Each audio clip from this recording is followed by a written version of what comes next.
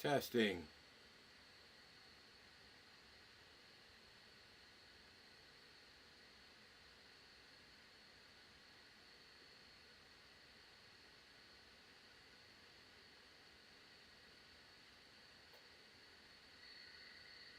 Testing.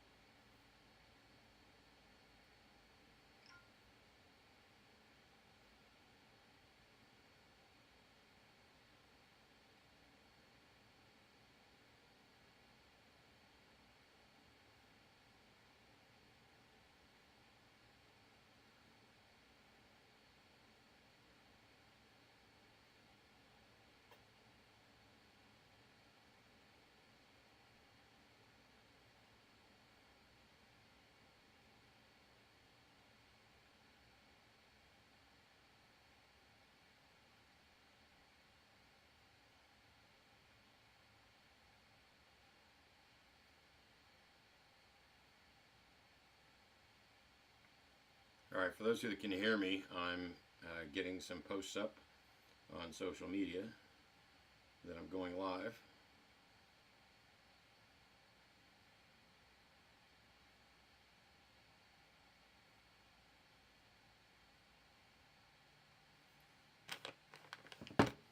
And I just found out I need to change my shirt, so I'll do that and be right back.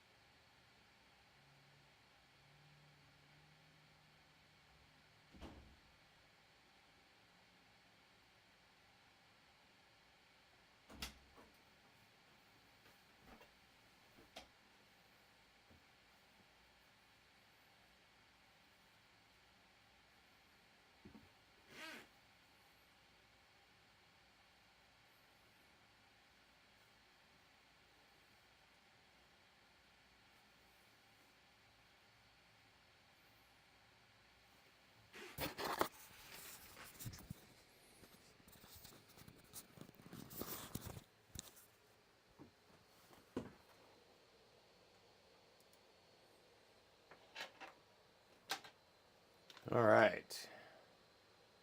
Testing.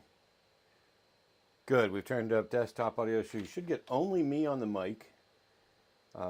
Unfortunately, I don't seem to have a USB cable handy to plug my phone in and let my phone get power as well. So, for now, we'll just let the battery run down a little bit, which means,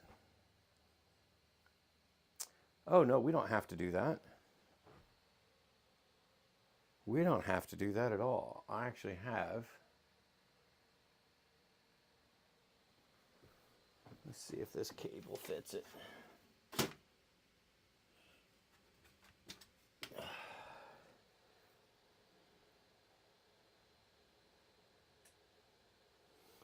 No, that's a C and a micro.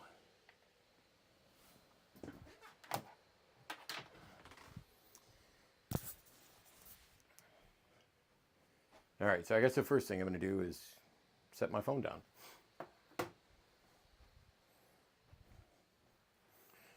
Hey everybody, welcome to the Snake Room. I'm working in here today. I had just a t-shirt on, was just going to chill in a t-shirt, and then I realized the DJI mics that I've got would have been like up underneath my beard and not sounding nearly as good. So I've saved you from the beard rustling for the day.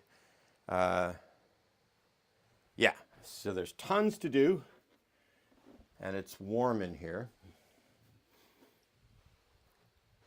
So I'm going to go make an adjustment. Daphne, get out. You are not allowed in here, and you know it.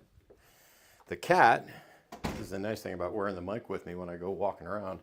I can be at the other end of the house entirely, and you guys can still hear me as if I'm in the room. But the cat is not allowed in here, although given what I'm going to do today, there is a very good chance that Daphne, our cat, will in fact find a way to sneak into the snake room several times.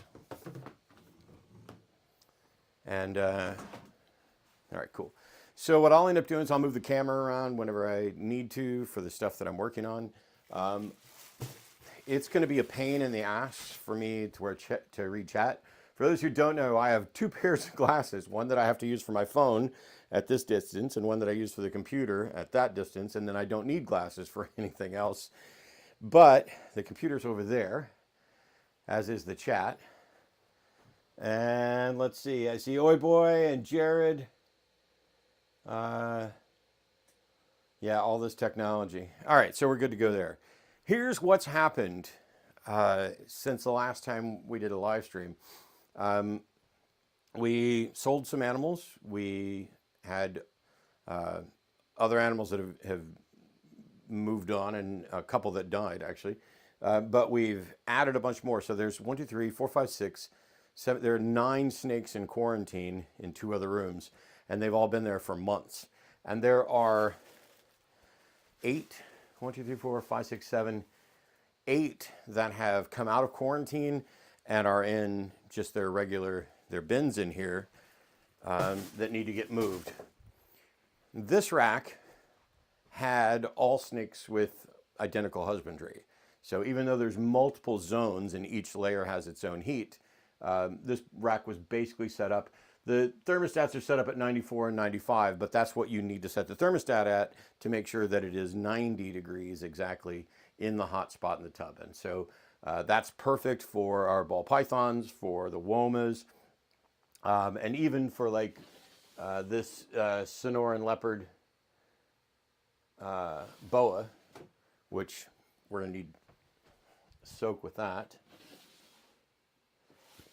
Yep. And then this rack, the top half, the top 5 rows, were all 90 degree hot spot animals. So it's ball pythons, it's boas, things like that. And then the bottom part was set up with like an 82 degree warm spot. And that was for the MBKs, the hognoses, a couple of corn snakes, basically the colubrids that wanted it a little cooler. All of those snakes are gone now. They have moved into another rack in another room. Basically, this is becoming the 90 degree hotspot room, and the other room is going to be the colubrid room. So those snakes got moved over. It's actually a rack that I showed on stream, on my Twitch stream, on my personal channel just the other day. Wow. There's a vacuum in here that I'm desperately trying to find a way and a place to move it. But the hose is obnoxious. So I'm just going to take the hose off rather than continuing to try to move it all over the place, and set it over here out of the way. And I got one more light to turn on so we can get some light going over to the other side of the room, which should help out. All right. And why am I getting messages now?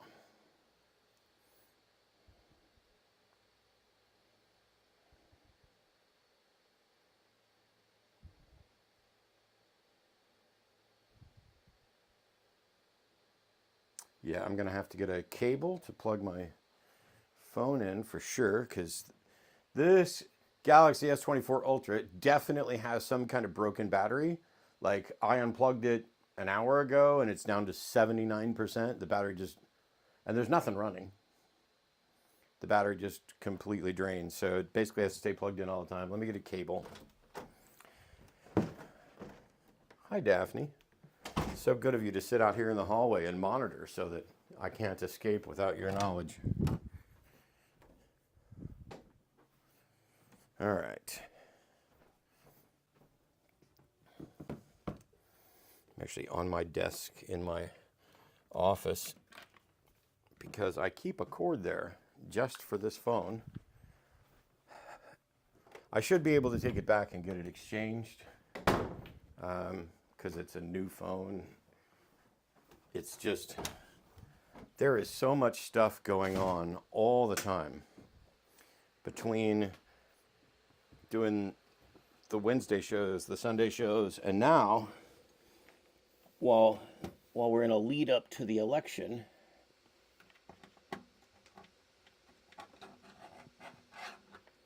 oh, I can't see anything.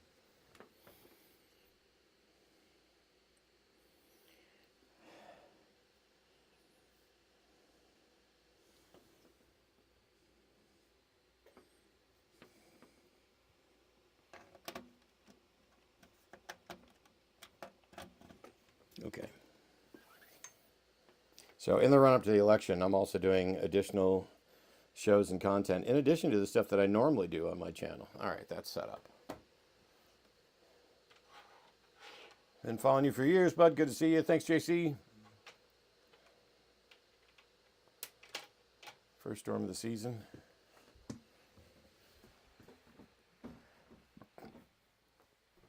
So yeah, it's way too warm in here right now with all the lights and everything else. For me, that was the other reason we went ahead and moved the colubrids out. So step one, which I'm going to set my mic down and just get to work. Step one is to remove basically the 20 tubs that are in the bottom 5 rows here, because there's no snakes in them anymore. Take them outside. They're going to go downstairs and get cleaned in a little bit. And then we'll start moving forward on moving snakes in out of quarantine. So, okay. Oh, yeah. So there's going to be deli cups with water. I'm going to dump the water. And then we're going to refill the water tubs later.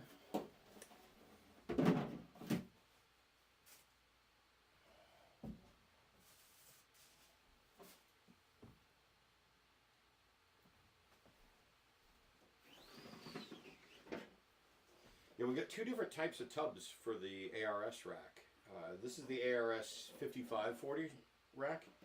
And so there are the gray tubs with a cup holder. And then we also have, oh, damn it. Okay. Well, we also have the clear tubs with a cup holder. But it looks like in this particular tub, we didn't put a deli cup. Wow.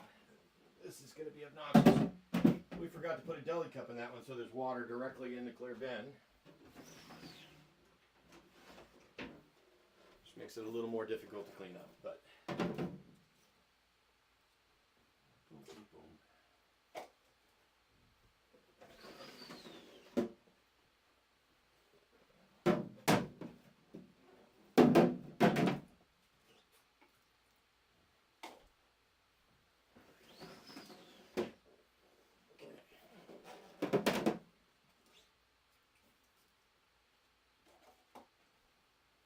try to keep an eye on chat. Oh, I don't even have my mic on. It's over. I mean, I'm sure you can hear me. I guess I'll put that back on. That was the whole reason for changing shirts.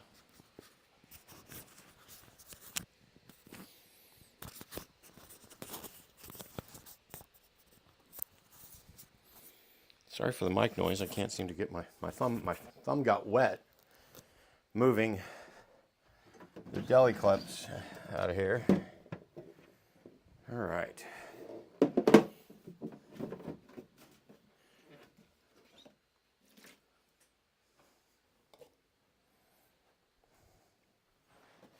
Eight. Okay, so a few extra hides in these. One of the things we did was we already cleared out most of the items that we put into these tubs. And so depending on the species and how much space they have, sometimes the tub is enough for them and you put a couple of items in for enrichment. Some of them want an actual hide in the tub as well. So the fact that they're in a tub and dark isn't enough. They also want a hide that's appropriately sized for them so they can just get in a corner and feel safe, so that if the tub opens, they're not, you know, like immediately having to react. I've got a pair of womas down here, and the female is the worst biter we've ever had out of all the snakes in our collection. And the only one that even comes close is I've got a scaleless Texas rat snake that he's now downstairs in the colubrid rack. He is very fond of not being touched. But the Woma is the one I pulled out on the live stream, nearly guaranteeing that I was going to get bit on the live stream, but I did not get bit. Okay, I have a precarious, actually you can see the edge of them here. I've stacked up about 11 tubs. There'll be 12 here in a second. And that's probably as high as these should ever be stacked when you're stacking them. Alternating the way I'm doing it. They'll stack more condensed, but I don't want the cup holders to go up in each other. And there's still substrate in here that needs to be cleaned out.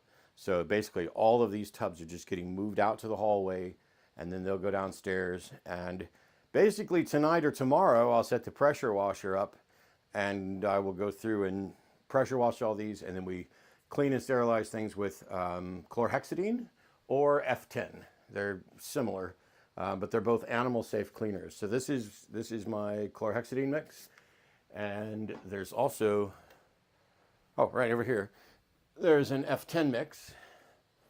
It doesn't matter which one I use. Basically, we used to use chlorhexidine only. I got a deal on some F10 and wanted to try it and see if it was better.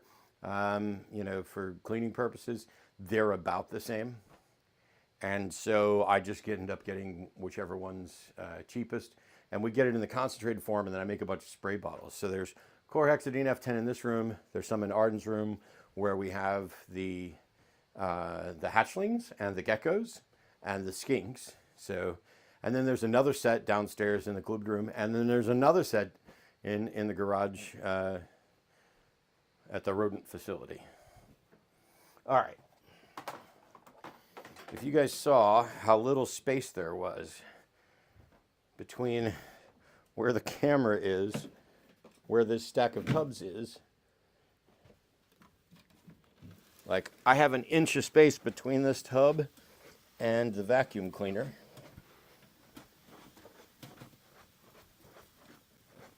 Hello, Daphne. Nice of you to sit out here in the hall. I'm sure you will probably knock over this entire set of tubs. So if that's the case, let me take a couple off. We're just going to say it's stacked too high.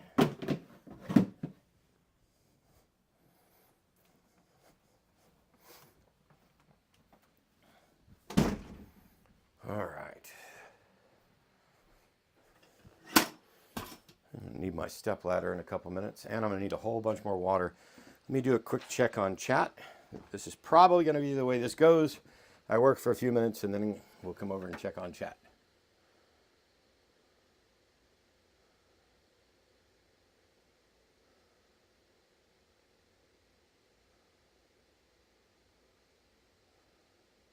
Has herpetology been a lifelong interest or more recently? I always wanted snakes as a kid, but wasn't allowed to have them. So when I got out and got on my own,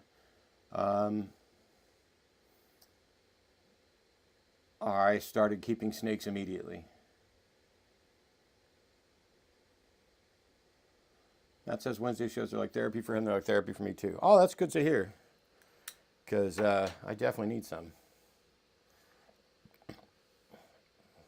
Yeah, Forrest and Owen are going to be live on the line in just a couple hours for a 'Cause I Wanna, and then I'm going to do one tomorrow night with Eve. So yeah, once I get these tubs done, and it's pretty straightforward, I'm just dumping the deli cup water out into the substrate, because all the substrate's going to get put into the trash, and then these things are going to get scoured and pressure washed, and then they'll be available for use afterwards. But I try to keep enough tubs. We don't have enough tubs to replace all of these right now, but I have enough tubs to get started. So, and this is what I'm talking about. For the various species, we'll go to like dollar store. There's no sense in going and paying for anything like marketed at reptiles. Ooh, here's some background decorations for your reptile tank, which they've marked up, 400% over what you could get it for if you just went to the dollar store or whatever. So we will occasionally make trips to the dollar store and specifically gather up a bunch of fake flowers. We also gather the there's a little $4 plastic toolbox. It's just a black plastic toolbox with a couple of yellow flip lids. It's available at the dollar store. We cut a hole in the side and we put sphagnum moss in there, and that becomes a humid hide for egg layers that are small enough to fit into those tubs. It gives them basically a lay box.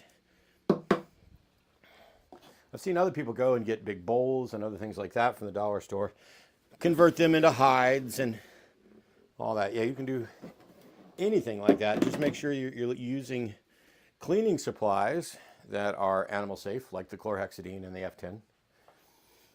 Or, see if can I even get this out? Nope. There's like 1 inch too little space.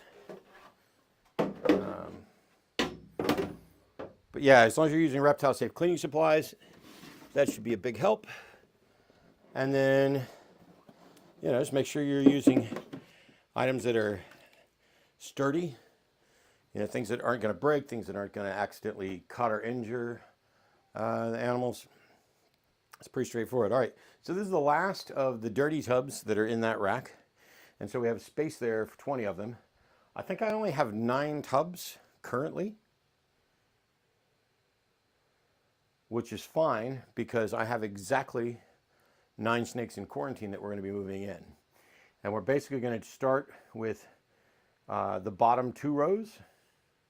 Or actually, I don't think I'm going to go for the bottom row. I'm going to skip 1 and then come up 2 and 1. So that's where the 9 are going to be. Let me move these out to the hall. And then I'll come back and talk about what we're doing and answer some more questions. Daphne, I need you to move. You cannot just wait for me to leave the door open and sneak in. Everybody will think you own the place. Or, something.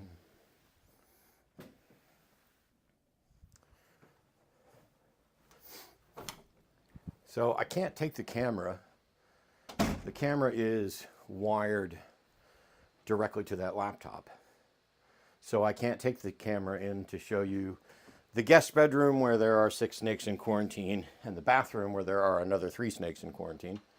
But you'll see them all shortly because those are the tubs that we're setting up first. That's the primary focus for today. Putting you on in the background like Hitchens, you've got a voice that requires no context. Sweet, thank you. No matter what Matt's doing, when he goes live, I have to tune in just in case a debate breaks out. That's unlikely here, but it could. I mean, I did go out and I posted on Twitch and Facebook, and I think I did public posts on both of them that I would be live. So instead of trolls or debate opponents, I'm actually hoping we get some people who don't know about the reptile work that we do, people who have questions and want to know more about this, and then we'll just get to show off some of the animals. You guys are in luck because the 9 animals that we've got in quarantine are really cool. They're important parts of the breeding projects coming up. And this should be fun. Couple things. Yeah, I'll do a slight tour. So that's the primary ball python rack. This is going to be the secondary. Then I've got my cleaning cart over there, and there's water and F10 and the ultrasound equipment, some spare gloves, and hand sanitizer because we try to make sure we handle a good chunk of our snakes on a regular basis. And because of that, and because there are snakes that are in quarantine and we work with a lot of stuff. I don't know why I put the ladder up, it just needs to move. But because of that, I keep hand sanitizer in here, and you're probably going to see me use hand sanitizer in between some snakes. And so anytime I'm going between snakes that are just fresh out of quarantine and regular snakes, I sanitize between each one of them. Fortunately, everybody's been in quarantine for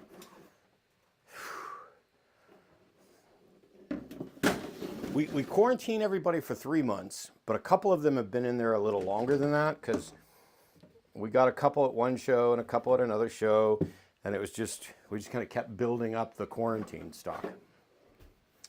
So what I'm doing is these tubs are all clean, sterile.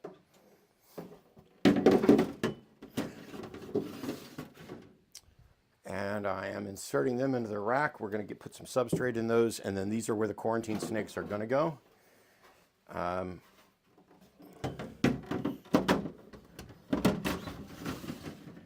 this will just help make sure, I mean, they all get their own private quarters, but they're not having any contact with any of the other snakes.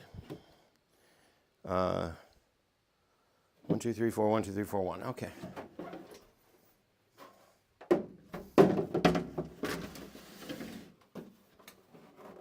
So this rack that I'm working with right now is our least favorite.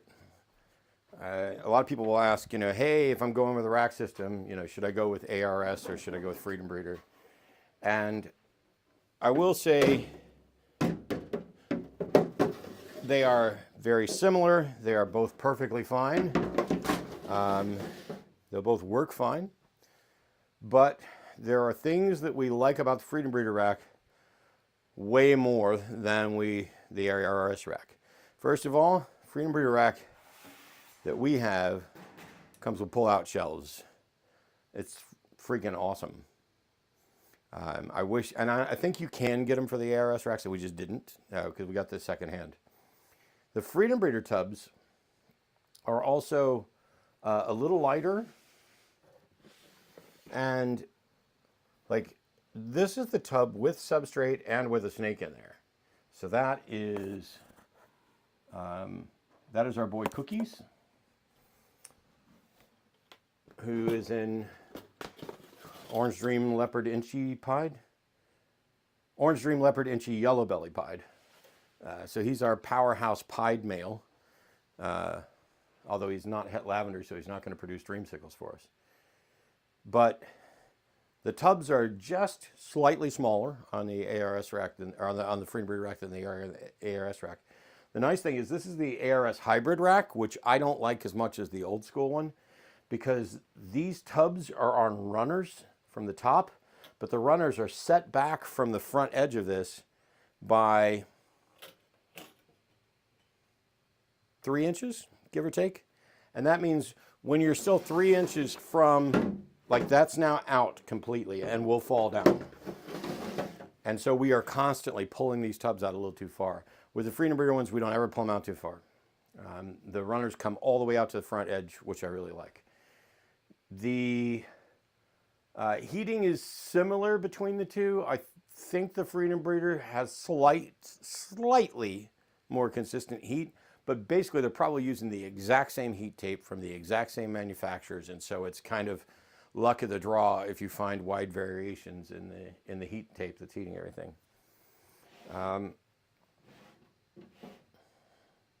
Other than that, I mean, if somebody, I'm going to buy either Freedom Breeder or ARS second hand for whichever one I can get the lowest price. Like, for example, a rack like this is probably all in $3,500 plus shipping, new from ARS. And this Freedom Breeder rack is very similarly priced, but I didn't pay that I paid less than that for both of these. I paid less than $3,500, I think, for the two of them put together, because this I think was $15,000, and that one I think was $2,000. So I think we're at $3,500 and no shipping. And if somebody come along and said, "Hey, I've got another one of these ARS racks for $1,500, $2,000, I'll buy it." And if they say they've got a Freedom, well, I don't buy it now. I don't need it now. But if they said they had a Freedom Breeder, I'd do that. But if somebody was asking, if you had to buy one new, would you get ARS or would you get Freedom Breeder? I have no objections to either, but I have more preferences for the Freedom Breeder. And I already talked about the two main points why. Having the runners that are the full length of the enclosure and the drawers is really nice. All right, let me check chat, which requires me putting on my glasses and leaning ridiculously close to the screen.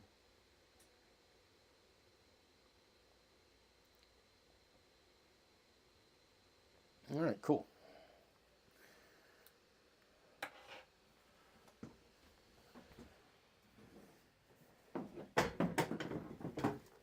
So one of the things that we just bought for downstairs, and we're going to be doing it up here as well, we've been using tags, and basically, like, this is a tag that includes, this is Penny. Penny is a super pastel clown, and the way we use the tag is we have it sitting here on this side. When there's food in with them, when we put a drop in that they haven't taken yet, we move the tag to the middle. And I'm going to check this one now. Hey, Cindy, thank you for being up close. But when we check on them to make sure that they've taken the food, then we move the tag over to the left to show that they've eaten, and then we move it back at the beginning of the week before we feed everybody. Everybody goes back to the middle. And then if there's any problem where they don't eat or whatever else, we'll mark that on the tub. And for example, when it's time for breedings and pairings, we have, this is Cindy, we know she's paired with Einstein, and we will put the dates where they actually paired up. But we're not loving the method of record keeping that we're actually doing. We also make use of Husbandry Pro, but I'm behind on doing updates within Husbandry Pro on the collection. But what we've done downstairs is we got 3x5 index cards and then plastic stick-on holders for them. The only issue is that you need to put the plastic holder on upside down so that the opening for the 3x5 card is down. They'll stay in. I mean, the friction enough's alone. You'd have to really do a number on the plastic holders to get stuff to fall out. But you need it on the opening on the bottom so that you can just pull this open a little bit, grab the thing out, do your changes on it.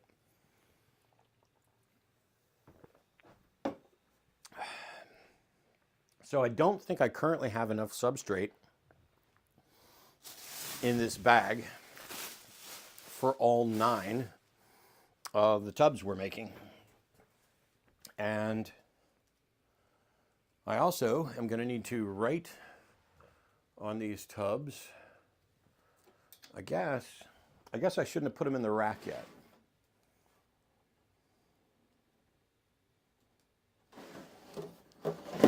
So we have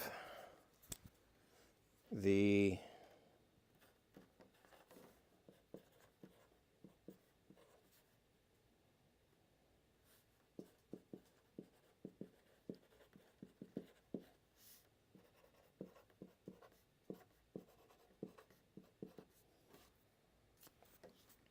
all right.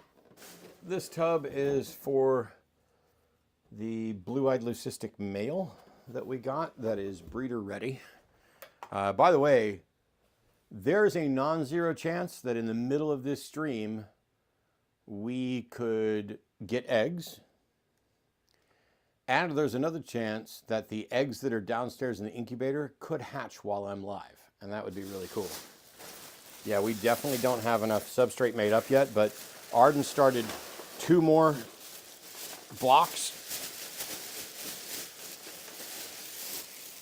And they will be ready, albeit a little too damp, probably within the next 30 minutes to an hour.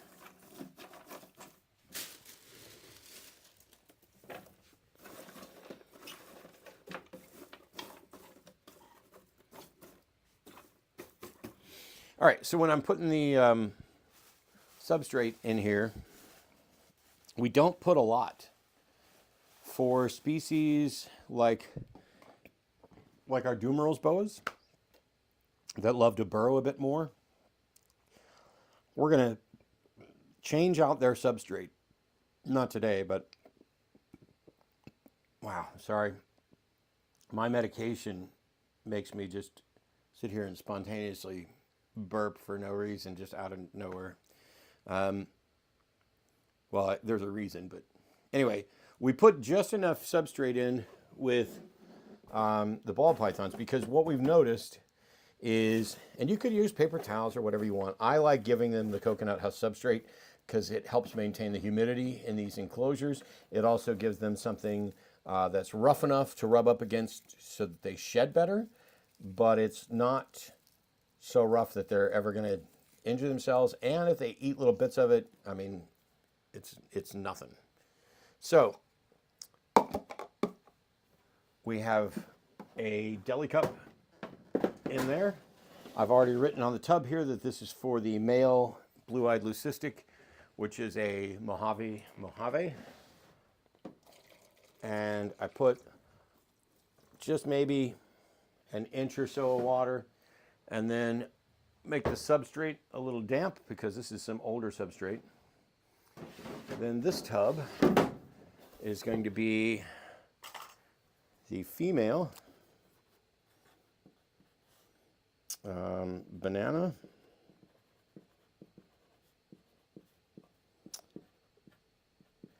leopard, het clown,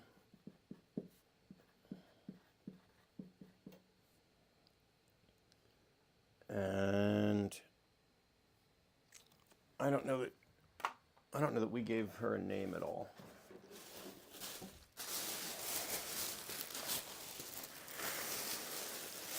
Oh, trick for people dumping substrate into these tubs. Put an empty deli cup in the cup holder, and now you can just pour into your heart's content without worrying about the cup holder at all. Wow. Until you do what I did, which is incredibly stupid, and drop a ton of it all over the ground. So what we'll do, wow, I'm an idiot. Yeah, don't take tips from me. Normally, our substrate is not in a loose plastic bag. It's in a big tub, and we scoop it out. But we knew we had a lot of tubs to do today, so we have the other tubs are in the other room right now. I'm sure that made 0 sense to you guys.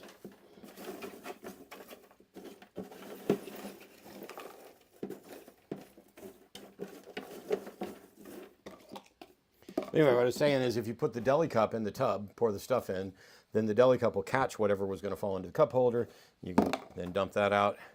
It's an obvious thing, and any breeders out there are like, well, duh, we do that all the time. Why on earth are you giving that as a tip? And it's because, yeah, it took me a couple tries before I sorted it out. So maybe I can save somebody one try. All right.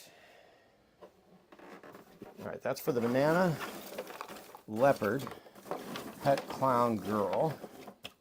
Anyway, what we found is we don't need to put the substrate in these too thick because they tend to push all the substrate out of the way and lay directly on the plastic to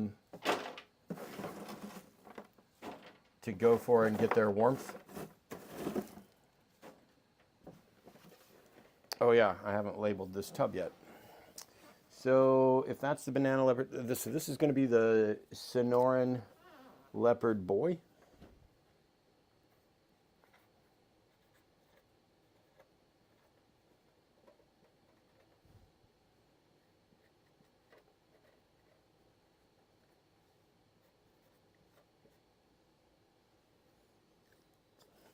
Okay.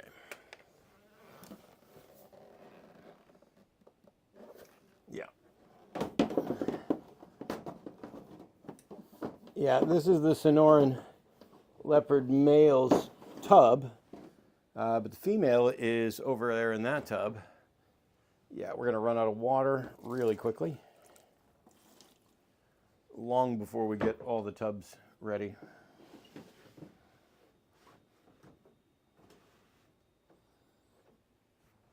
All right, let me...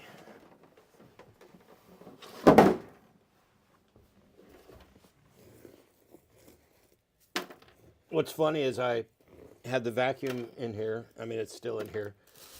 But I vacuumed up the floor, even though you guys can't see the floor. Because I was like, I want a clean workspace before I actually get started streaming. I don't want stuff in the way. I don't want to be tripping over anything. And yet, in spite of all that, I just dumped substrate directly on the floor right off the bat.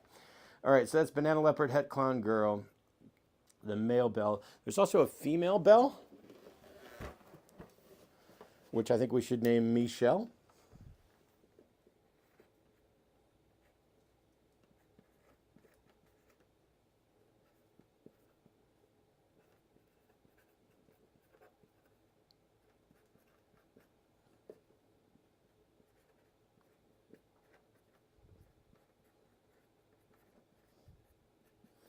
Okay. I'm going to put that there.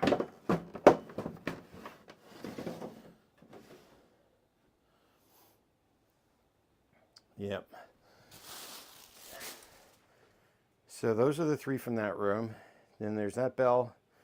There's also, let me get the names written on these tubs. This is a female Candino.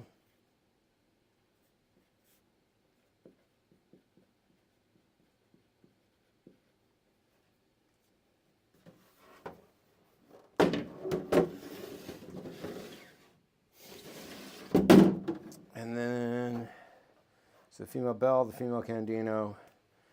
Then there's the male.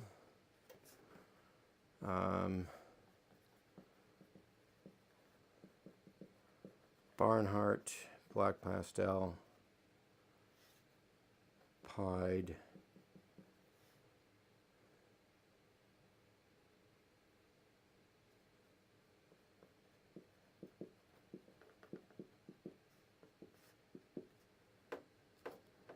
There's something else. There's Barnhart, black pastel.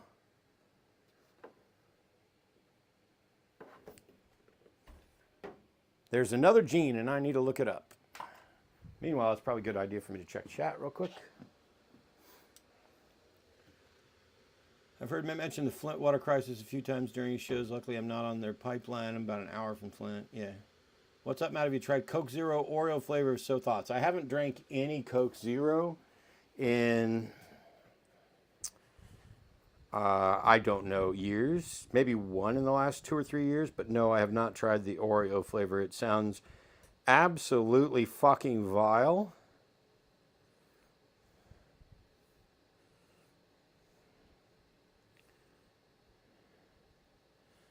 All right, let me go back. So Barnhart Black Pastel Pinstripe Pied is the, right? Oh, 100% head hypo. So yeah, I knew there was a couple other genes in this. So for those who don't know, Black Pastel is a fairly common morph in the 8-ball complex. For years, Tom Barnhart thought he had a line of Black Pastel that was distinct. And it turns out genetic testing has confirmed that he's right.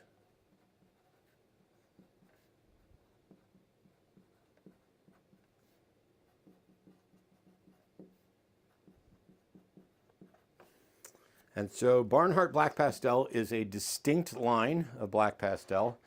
And while it's hard to tell the difference if you're not familiar with it, I think it's visually distinct in that it's a little bit more robust of pattern morph. So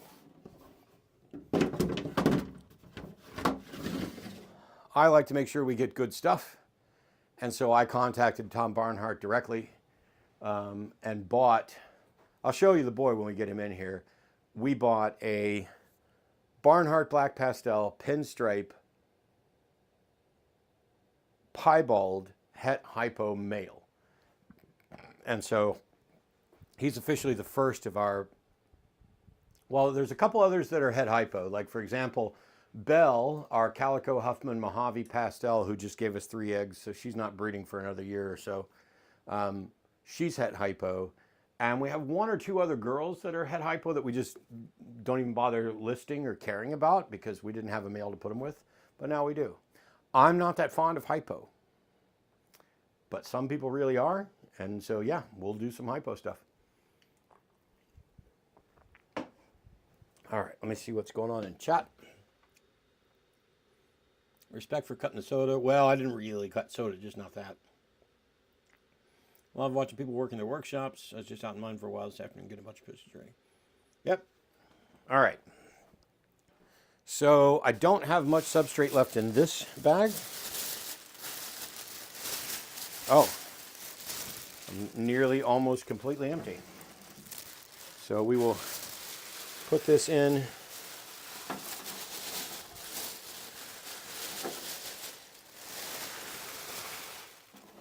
Well, that's not even a handful. All right.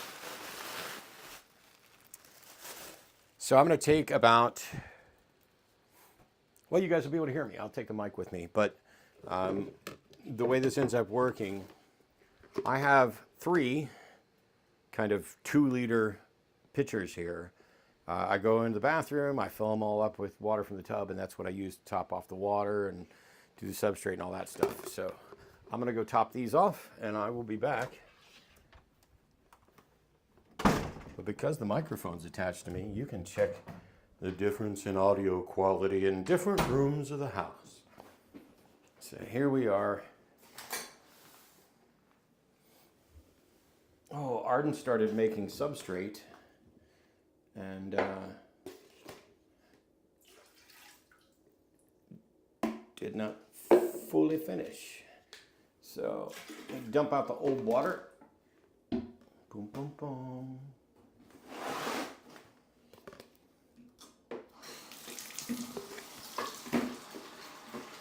ASMR, you're hearing singing in an echoey bathroom while I fill up water jugs. But yeah, this is the room I'm in right now is literally behind the wall that you can see on the right. And it's just the upstairs guest bathroom, which fortunately we haven't had any guests in a little bit, so we haven't had anybody who needed to use the guest bathroom.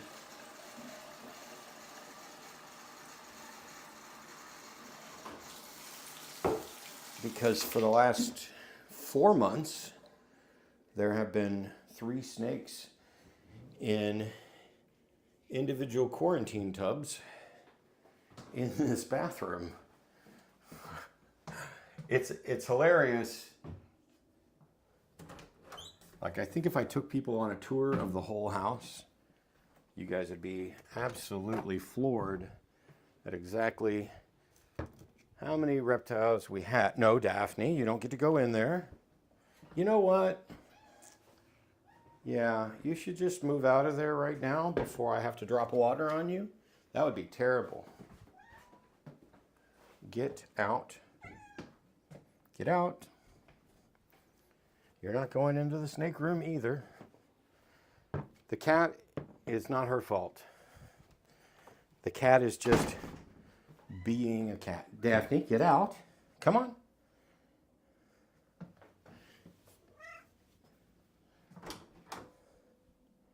Yeah, the cat is just being a cat. She's just curious.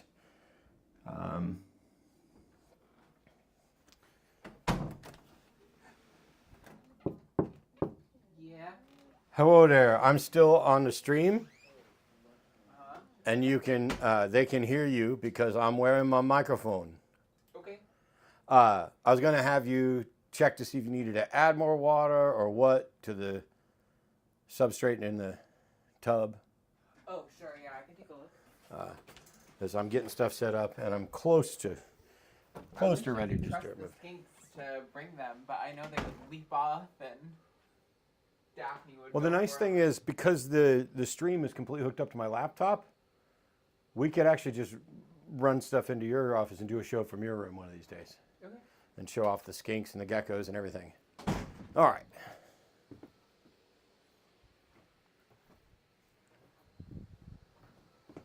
Oh, are you kidding me?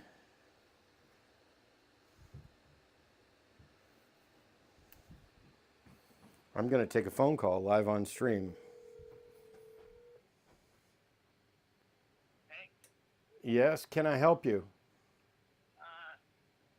there is a new lawsuit that was just filed by the Attorney General's office that might be very interesting to you. Which Attorney General's office? Oh, wait.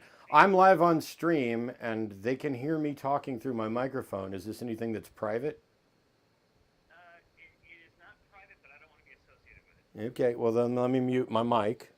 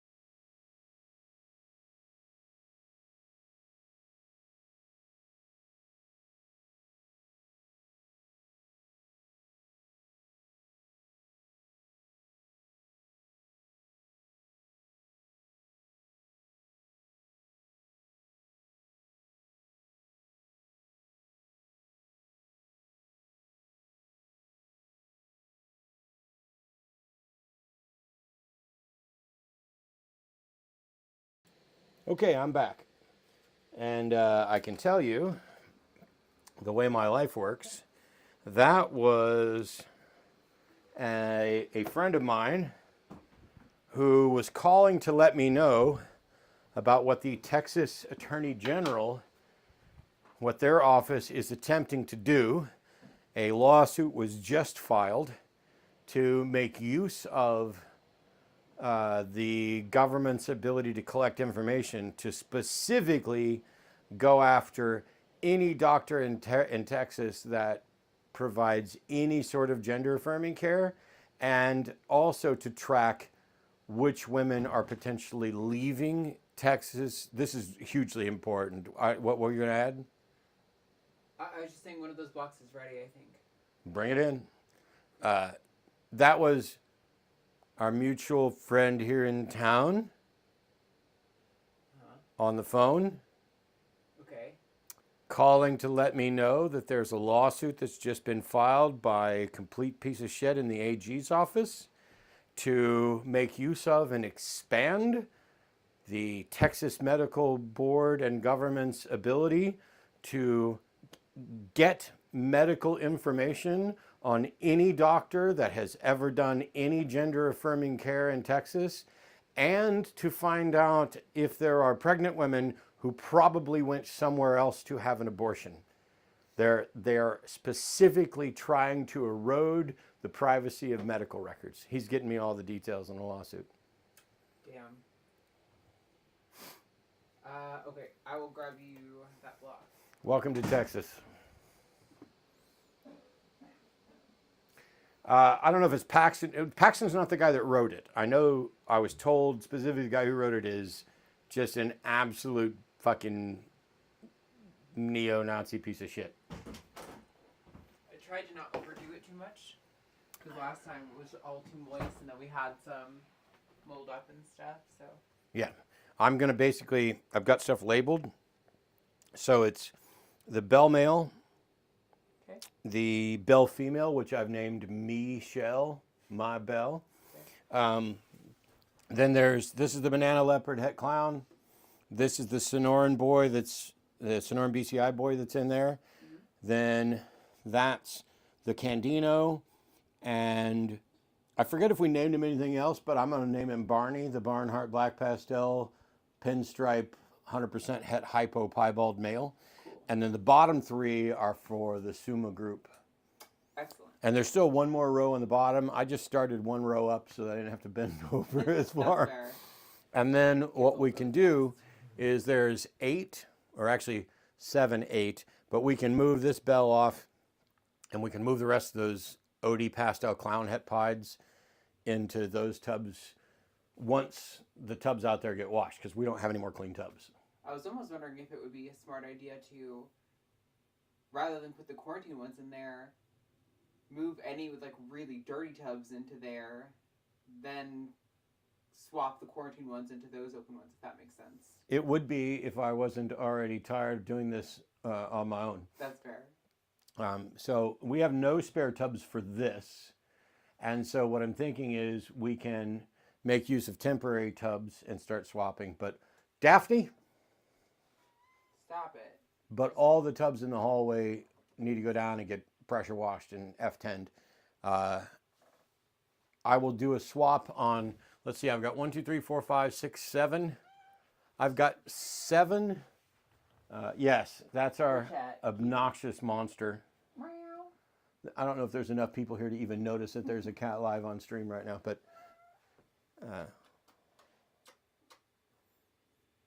all right. Okay. I am very nearly to a breaking point, so I can come probably help in Okay. a little bit, but Yeah, no rush. I'm going to move substrate in here, and then I'm going to move all the quarantine snakes in here. okay. Watch your step. We laugh at each other all the time because from what you guys see, and if I took you on a tour of I could take you on a tour of the living room where it looks like the living room is, ooh, this is not, I mean, there's a lot of enclosures down here, but it all looks nice and it's clean. Yes, that's because I would be hiding like a stack of folded laundry on the couch, which some of you are like, you've got folded laundry on your couch. You're like fancy pants, dude. And yes, that's true, except that even after we folded it, we just kind of left it on the couch for days. It's wild. The nice thing is, though, that we can have the house ready for company in about 2 minutes if we need to. Oh, all right. Let me see what's up in chat.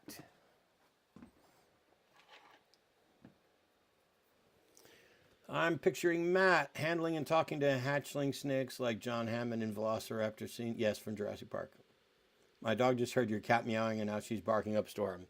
There you go. That's all they're good for. Bark, bark, bark, bark, bark, bark, bark. Meow, meow, meow, meow, meow. No wonder they're being eaten in Springfield. They're eating the dogs, they're eating the cats. All right. So I've got 3 tubs that I need to label. And they're going to be pretty straightforward. The male is a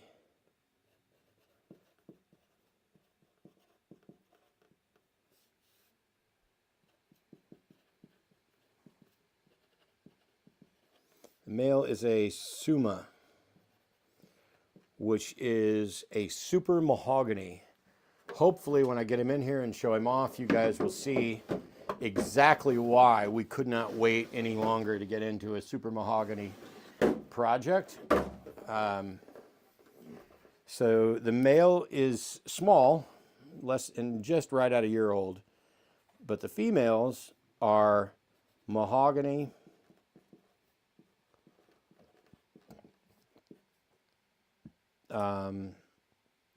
cinnamon,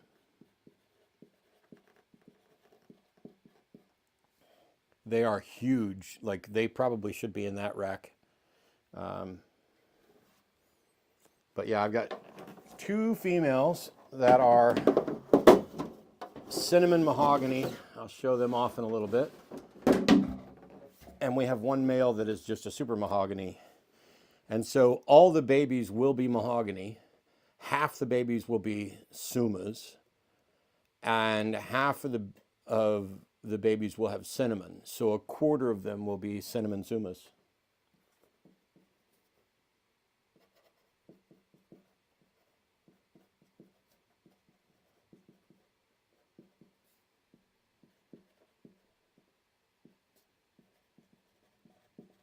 Okay.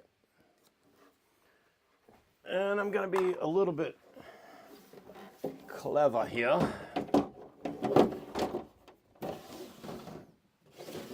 All right. So the bottom 3 tubs, I'm going to use basically this hide right here. As it turns out, this particular large size of hide right here, if you fill it up with substrate, it's almost the exact right amount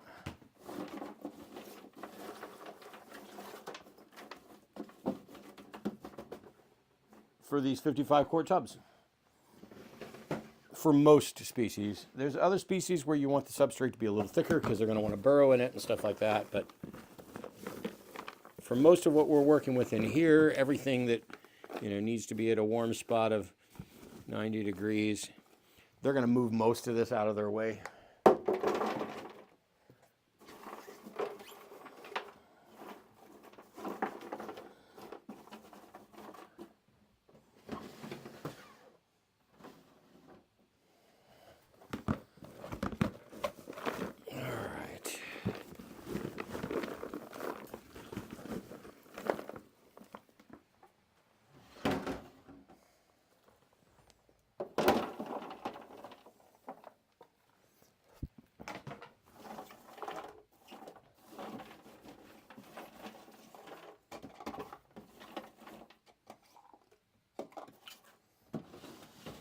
It's not bad.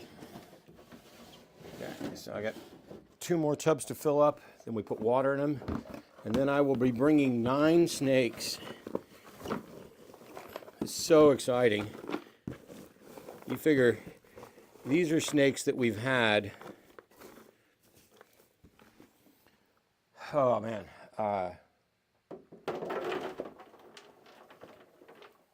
Since June.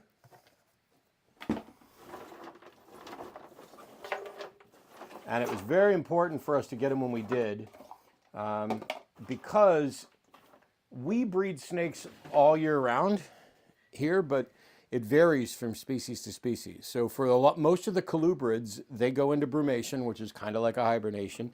We basically put them in, we stop feeding them, we put them into tubs that we can then move into a wine cooler,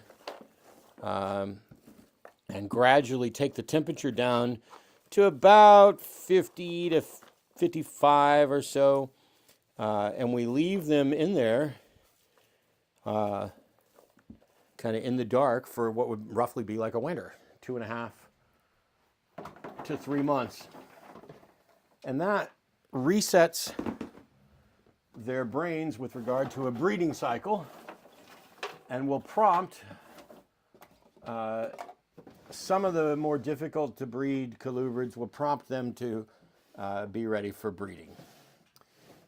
And so, okay, that's got water, so there's 5 that need water. All right. And so they're in that brumation period, brumation, hibernation, for 2.5 to 3 months. And when they come out, you warm them up slowly, and you get them some food. And then shortly after that, you can start pairing. There are a lot of breeders of ball pythons that don't make use of ultrasounds and instead tend to listen to previous breeders, and they start doing ball python pairings right now. Like September, October, November, December, January. That's the months in which a lot of ball python breeders, especially those who aren't using an ultrasound, and I'm not knocking them in any way. This is a good thing to do because it keeps everybody kind of on the same schedule. So as you trade snakes around, if they were paired in the fall and giving birth in late spring and summer, then they're going to be ready again that next fall at earliest. We stopped doing that in part because we wanted to be able to give some of our girls a year off or more. We want to make sure that they get back up to weight and everything else. But what absolutely 100% drives all of our pairing is that ultrasound machine over there. And we come in every month or 2, depending on how many eggs we've gotten and what we need to check. We come in every month or 2, and we ultrasound all of the females who haven't given eggs in like the last 6 or 8 months. And we look for follicle development in the oviduct. It's great. You can go back and watch us doing the ultrasounds on occasion. We'll do more of them probably in the near future, but yeah, we'll do the ultrasound, and then depending on follicle development, that's when we do the pairings, and we pair all year round. So what I'm going to do is move that tub out of the way. I'm going to check chat. I'm going to run downstairs to the garage and see if the eggs that are in the incubator that are due, if they have pipped. And then I will start bringing snakes back in. A wine cooler like strawberry daiquiri, like the thing you would put your wine in, the refrigerator, but yes.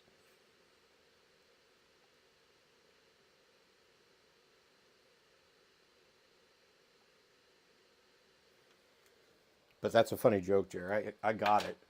I'm not always literal pedantic boy, but most of the time I am literal pedantic boy. Hi, I should get a shirt made. Thank you for calling literal pedantic boy. How can I take your question extremely literally?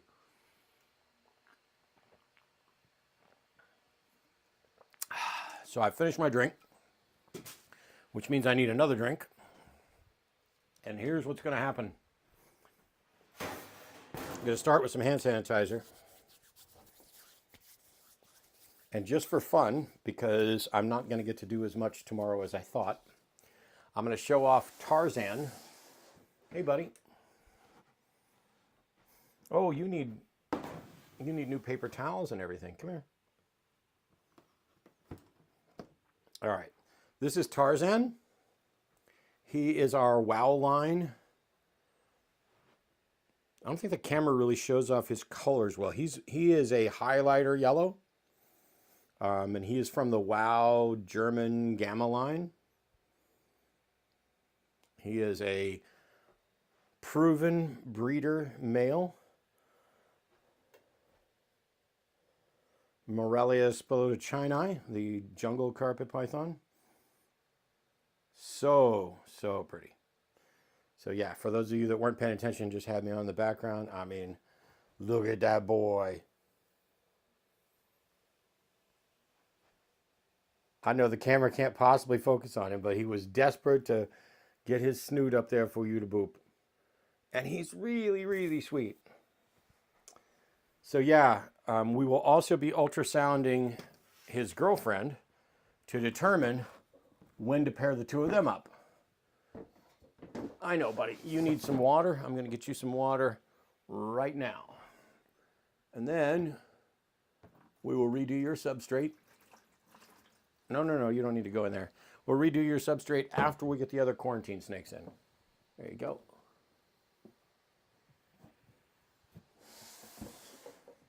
All right. So, handle the snake, put hand sanitizer back on. That's the way it's going to go, especially as we're moving stuff out of quarantine. I'm going to run downstairs. You'll be able to hear me the whole time. If somebody wants to ask me a question before I go, I can answer it on the road. Wait. Love that species. I have 7. You have 7 carpets. That's awesome, KT. We only have a pair. We have that boy, who is really, I mean, highlighter yellow, but I think he's a brighter yellow than this camera's going to hold a show. And then downstairs, we have his girlfriend in a nice display. She's not as pretty as him. Like, we should probably have him in the display. And maybe we will at some point. Maybe we'll move up here so she has privacy, so that when they're done breeding. I'm really thinking that the boy is probably the one to put down there. She's a little more gray colored. Almost so that her light colors are closer to a coastal, but her dark colors are dark. I mean, she's definitely jungle. All right. Hey, Matt, there are a lot of small farms for sale up here in Minnesota if you want to get out of Dodge. Thanks, Larry.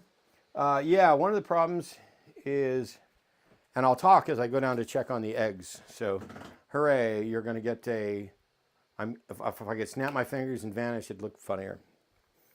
So we have looked in a number of different states for places we might potentially consider moving. I like it here in Austin for a number of reasons. The biggest reason for me to stay in Austin for most of the past 20 years was the atheist community of Austin. And now those people can go fuck themselves. So the next thing is I own a home here, and my home, sorry for the wind noise, there's a fan in the garage to kind of keep things blowing, but my home here has appreciated, and it's almost worth too much for me to stay, which is the disappointing thing, is that you work hard, you start taking care of a home, and okay, no pips on the eggs. I'm down here in the room with the incubators. Your home appreciates in value, and then you live in a state like Texas, which doesn't have state income tax, but does have high property taxes. And over the span of 2 or 3 years, my mortgage increases by $400 or $500 just because the value of the home is such that it appreciated. And that means the taxes, which get rolled into the mortgage, the taxes go up. And then, yeah, that raises the mortgage. And so all of a sudden you're paying more and more and more for the same house. Now, that said, I bought this house pretty cheap. when it was brand new. Like it was one of the last 2 homes in the subdivision that they had built. And I bought it, and it's worth a lot more than I paid for it initially. But, you know, I'm also massively in debt. So right now it's, hey, if we sell off the house, that might get me out of debt. But then we have to find a new place. And we looked at a number of different locations in a number of different states. And most of it comes down to, hey, by the way, could you guys hear me talking the entire time? I realize I just went a long way away, but I kind of want to find out if these mics transmit well enough to be heard no matter where I am on the property almost. But anyway, the key things we were looking at to decide which states we could potentially go to are whether or not it's reddish or bluish with regard to rights, for, you know, are there protections for pregnant people? Are there, which is not going to be neither of us, but we want that. Are there protections in place for the LGBTQIA community? That's important. What are the reptile laws? What things can we keep? Because, for example, while we have all the relevant permits to keep native species here in Texas, we're not. Like, we don't have the special permit that's required for Texas indigos, I believe. But that doesn't matter because we're not raising Texas indigos. We're raising black-tailed crebos and unicolored crebos. But there are snakes, like if they're native to Texas, it's a different permit. I don't need any permit for ball pythons. I need a permit for things like western hognose and Texas rat snakes and things like that. And so we have those permits. But there are snakes and reptiles that we're not allowed to have in Texas. And other states have more open restrictions. And some states are much, much worse. Like the whole reason, we have an Argentine tegu downstairs, a beautiful girl with a stubby tail, and she loves her enclosure and will interact with us a little bit on occasion. But the whole reason we have her is because there was a family that was moving to, I'm going to clean my glasses with a hand sanitizer. Anyway, there's a family that was moving to Florida from Texas. And in Florida, Argentine tegus are illegal. So they've got this family pet that they've had for a couple years. She's gorgeous. She's sweet. She's gone on field trips to schools to be a sort of, you know, ambassador animal, stuff like that. And all of that, and they can't take their beloved tegu with them to Florida because Florida outlawed them. So because of that, I have a Argentine tegu.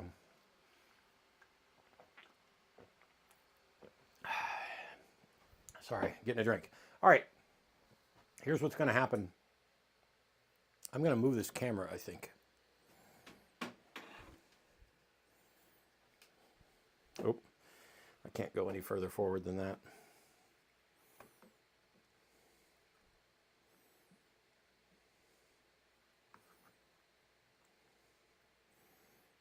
All right.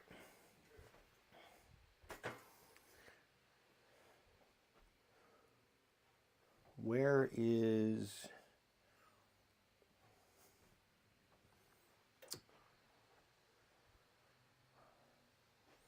I think I've removed the scale from the snake room. That doesn't make sense. Why would I do that?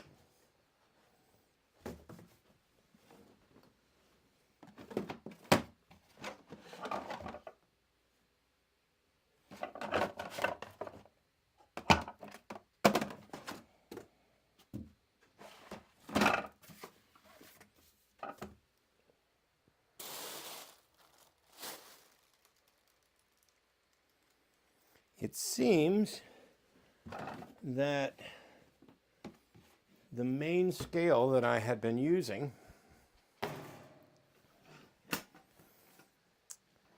has gotten moved, I think, to our go bag. But okay, So first snake coming in from quarantine is going to be the male blue-eyed leucistic. He is a super Mojave. Hey, buddy.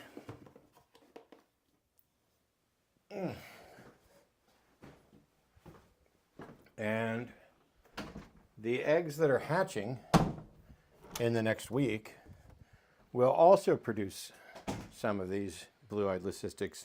This is a breeder-ready male blue-eyed leucistic. He has a couple of marks on him that made me a little nervous.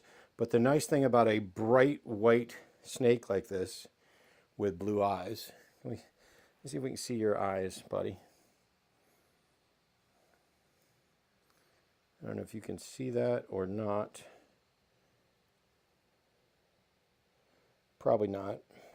Anyway, there's a group of traits: Mojave, lesser, butter, bamboo, special, and mystic, phantom, I think, that are all in this group called blue-eyed leucistic. And it's not because they all make blue-eyed leucistics when combined. Some of them do. This is a Mojave. So it's a super Mojave. It has 2 copies of the Mojave gene. You get the brightest blue eyes. Also, Russo is in blue-eyed leucistic. You get the brightest and best blue eyes from Russos, from lesser or butter and Mojave. But this guy is our new bell breeder. And it's in part because I had a Mojave special, an inchy Mojave special male.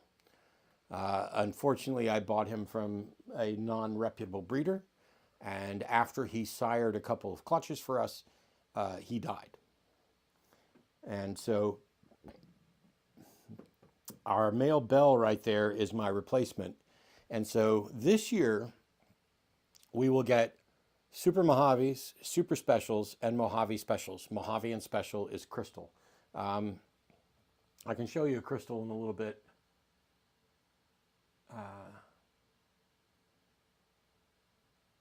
I have Barbecue up there, who is a special that's also het albino. And so we're going to be pairing Barbecue with the bell to get crystals that are also 50% het for albino. But yeah, super Mojave, super lesser and butter are the exact same gene. They just have 2 different names because they were independently worked with by different groups. But yeah.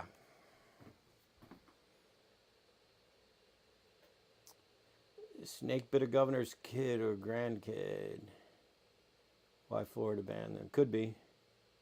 I wonder why different states have such different rules around our website to keep it. Well, a lot of it has to do with who's lobbying and who's lobbying on our behalf. We are silver members of the U.S. ARC, which is the U.S. Association of Reptile Keepers, and they are essentially the people who lobby on behalf of our rights to keep reptiles of various types. They let us know when certain legislation is coming, what we can, should, would, need to do about it.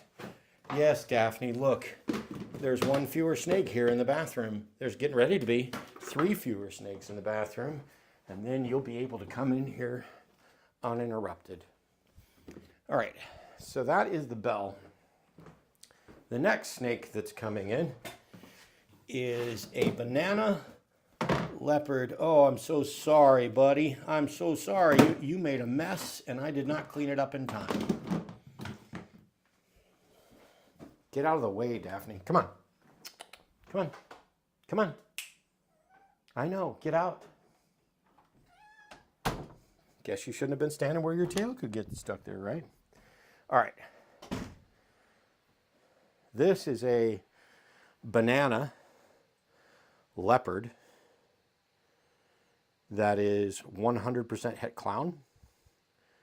And so the leopard takes the kind of darker areas in the banana and makes them almost look like a dark bruise. I mean, the camera is nowhere near doing her justice, and she is covered with the spots that you see typical on Banana.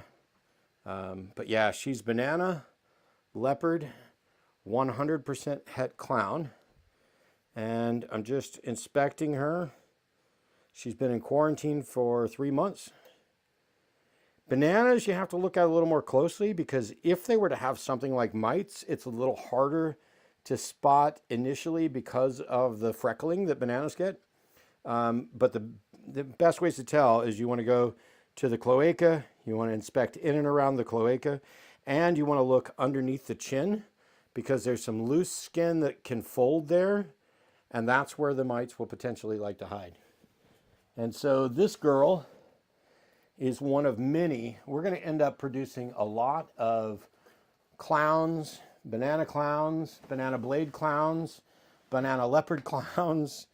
And then we have an entire new project where we have 1, 2, 3, 4 females that are all orange dream, pastel, clown, het pied. And then we have a yellow belly clown female and a clown het pied male. So we have some really good potential combinations, including some combinations to work. Wow, the fucking meds are just killing me. To try to make grails, which are lavender pied clowns. We have all that. We've already made lavender pieds. We've made OD lavender pieds. We just got to get clown worked into it as well. All right. Always love the bananas. We love bananas and banana clowns. I only have one baby banana clown left. Like, we had a clutch of 4, I think, banana clowns and banana blade clowns, and there's only one left. And I'm pretty sure, like, we're doing a reptile expo next weekend in shirts. I will be shocked if that snake does not sell. All right, so that's 2 of the 3 that were in the bathroom. Let me move that filthy tub out. That banana leopard clown actually peed and pooped and made a mess in his tub. So it was getting ready to have its tub completely cleaned anyway. But this is amazing. For the first time in like 10 months, maybe for the first time in a year, there's going to be no snakes in the guest bathroom.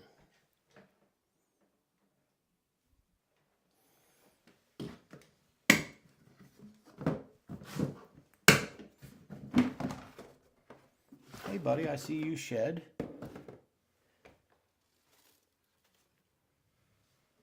Okay. All right, this next snake is not a ball python at all. This is our Sonoran Desert Leopard BCI.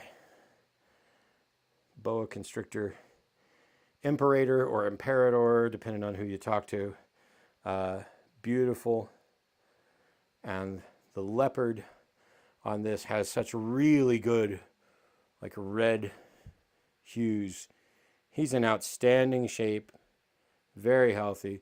His girlfriend is not having a good shed and needs some better substrate, which will be taken care of shortly. But yeah, this is our male Sonoran leopard. Look at the belly. Look at that salmon orange belly. This is just an absolutely gorgeous snake. And they feel different from ball pythons to the touch. They move and act different. And of course, being boas, they don't lay eggs, they give live birth. So there you go. No. Right there. That's your new place. All for you.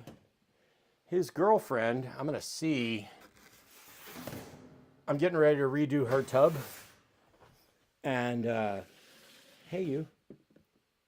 Yeah. So she's about a year or so. Oh, she's in shed. She's about a year or so older than him, and she is just now in shed. You can see it's just starting to come off of her head. So let's not bother. showing her. She's got urate and substrate in there, or urate and everything in there. We will not bother showing her right now. We'll just go back and sanitize up again. Check chat. Looks like mahogany.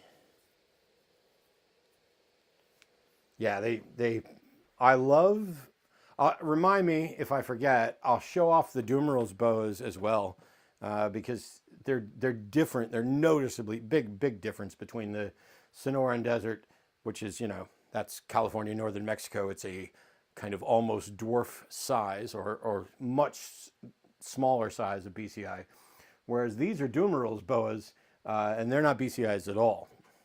But I love the masks on them. They look like luchador masks, and so we have named our Dumerals boas Psychosis and Asuka. So next,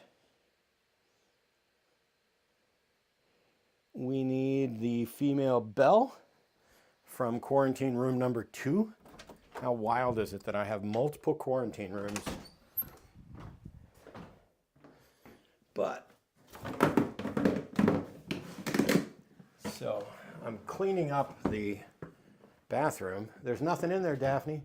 Daphne is finally able to take a look at the tubs that the snakes have been, ooh, that makes me nervous. Anyway, there are tubs that the snakes have been in, but they've all been locked in the bathroom that she's not allowed to go in.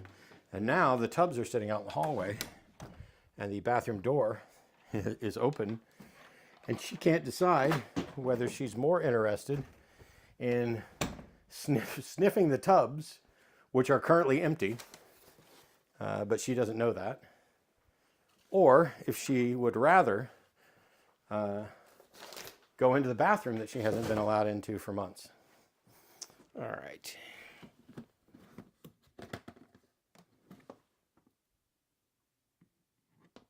Okay. Come here.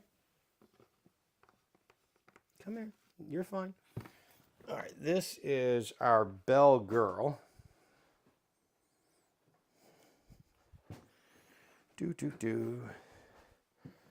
I'm bringing her back in from the other quarantine room. Pretty sure that she is a lesser Mojave or a super lesser. We're not completely sure. This was a rescue. She does, though, have a really pretty face. And you can see her blue eyes, great big pupils. And once again, the nice thing about a beautiful white snake like this, one of these days we'll shoot footage of these blue-eyed leucistics with our black lights, because you can see subtle pattern things under the black light on some of these that you can't see with the naked eye. But once again, bells are great because I've been watching her for 3 months. I checked the paper towel substrate that she's on. There is not the slightest hint of any mites or problems with her.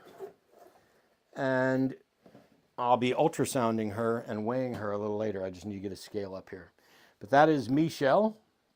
She's going to be the girlfriend of Barnes. The next 2 snakes that come in here are going to be the Candino girl and the Barney, the Barnhart Black Pastel male, which I can't wait to show off. They're all great.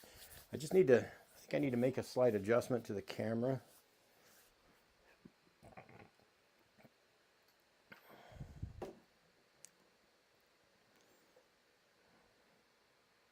So I think if I change the angle of the camera a little bit, you'll be able to see the snakes better. Apart from mites, what are the diseases you're checking for during quarantine? Hey, lemon peel angelfish. So the most serious thing we do is every snake that comes in gets swabbed, and that swab gets sent off to a test facility to test for nidovirus. It's expensive. It basically adds about $50 to the cost of every single snake. On the other hand, nidovirus is so serious and is such a problem in the python community and a little bit in the boa community that, like, if you get a snake with nidovirus, what it does is it makes snakes more susceptible to respiratory infections. And we had a couple snakes die from respiratory infections. And so we paid thousands of dollars that we didn't really have to test every snake in the collection. And we just established a new test protocol so that every snake that comes in, they used to be quarantined for like 30 to 45 days. Now they're quarantined for 90 days. And we are specifically looking for mites, which we've had. Matter of fact, we just got a rescue snake the other day that had mites, and we had them come and get it and take it back, and then we sterilized the area. But we're looking for mites, and we're testing for nidovirus. We're not going to test for anything and everything. The overwhelming majority are just going to be fine. You're going to notice if there's any illness. And it may be the case that testing for nidovirus on every single snake is overkill, but I've heard of people having to euthanize their entire collection because there's no cure and no treatment for nidovirus, and it spreads through contact. So like if this snake had nido, as long as it doesn't ever come in contact with another snake in here, including, it's not going to come in contact with ones in the rack next to it. And as long as we clean up between them, we would never pass the nido on from one to the other. At least that's the current understanding. But that's not a practical reality when you're breeding snakes and when you're trying to handle your snakes. I mean, I'm doing really good at putting hand sanitizer on in between each one of them.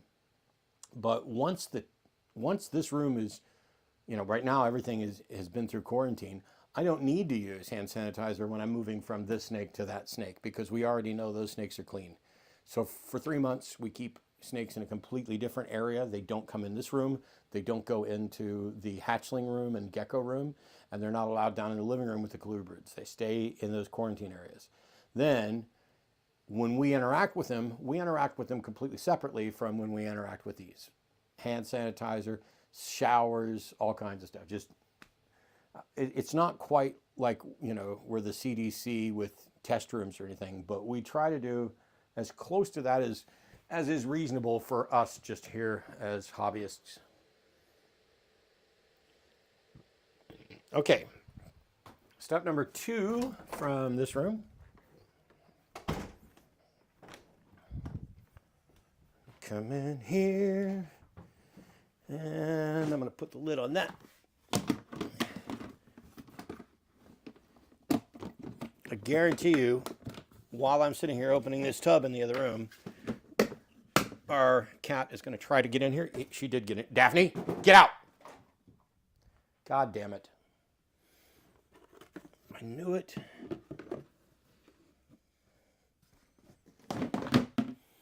I knew, even though I thought I was only going to be in here for a second,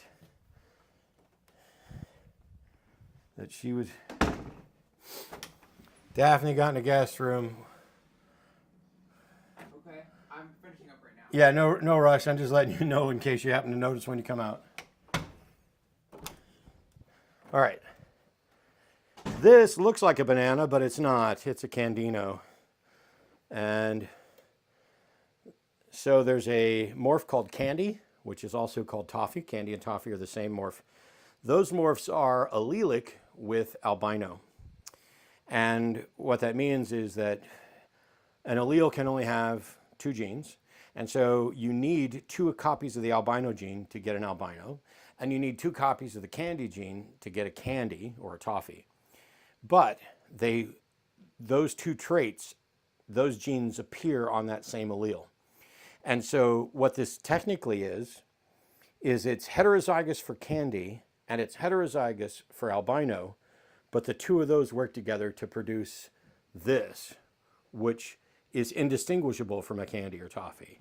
It is not indistinguishable from albino because while its eyes are reddish, it's distinct. If I showed you a regular albino, it'd be pretty obvious. But yeah, this is a female Candino. I love the light snakes because just like the white snakes and light snakes, I can tell instantly if they're going to have mites. She has been in quarantine for 4 months and is outstanding and beautiful. And she will be breeding with I think with Diggle, our black pastel albino male. And they'll be producing black pastel albinos and, oh, no, that's not who we're breeding that with because he doesn't have any albino or candy in it. We need an albino candy male because that'll help us. That if we have visual albino. Wow. Let me rewind. Diggle is a black pastel albino male, and so what that means is half of the babies that he produces with that Candino will have black pastel. Half of them will be albino because they'll get the albino gene from Diggle and from the Candino. And the other half will be Candinos because they'll get the candy gene from the Candino and the albino gene from Diggle. So we'll produce Candinos, albinos, and some portion of them will be black pastel. Speaking of black pastel, let me get some sanitizer and then we will go back and get Barney, my Barnhart black pastel boy. Hi, Daphne. Yeah, you need to get out. No, okay, go back. Hide underneath the bed if you want to, but here in a minute, we will be removing you. Now, Barney, our Barnhart black pastel, is a young boy.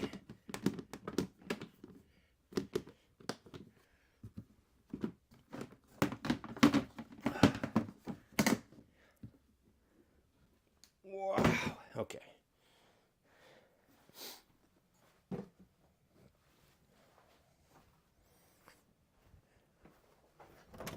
All right, this boy is one of my favorites of all of our snakes that we've gotten in the last year or so. You can tell by the coloration on the head that this is pinstripe because it kind of yellows and golds up. Then he is Barnhart black pastel, pinstripe, het hypo, and even though you're not going to see the hypo, and people who say, oh, I can see markers for hets, whether it's hypo or pied or whatever else, there may be things that are potentially visual, but that's not really how hets work on recessive traits. But to me, he looks a little hypo. But I think that's because the lighter coloration just inside of there that you get from mixing the Barnhart black pastel and the pinstripe. But just like the same thing with the Blue-Eyed Lucies and the Candinos, I love the crisp white snakes that I can instantly tell are free of mites. Although sometimes if you have like I hate that on here. If you get like a freckle on them, which does happen, it can cause me to think there's mites when there's not. Yeah. Okay. So you go in there. I actually thought our banana clown had mites because he's starting to develop freckles. Oh, okay. Your mic is in the box that's just in front of the mouse. Oh my god. Am I officially part of the stream? Does it show that you're actually talking? Yeah, I'm seeing levels. Try to not put it too close to my face so it's not overbearing. I know last time I had it too close and people were like, wow, you're so loud. So I've been just using hand sanitizer between each one, describing the protocols. Basically, there's only 3 snakes to move in from quarantine. Yay. And there's a cat in that room, so keep an eye for the cat. But if you want to get the Suma boy, we can show him off. Let me grab some sanitizer myself. And get you sanimatized. Oh, goodness. I'm getting work done, baby. Thank you. It helps while I'm doing other work. I was looking it looked like the light was off, but I saw a reflection on a different thing. It's working. Although I can't talk about my other work. It's secret. Well, yeah, can't talk about the secret work. All right, you grab the Suma male. I will move this ladder.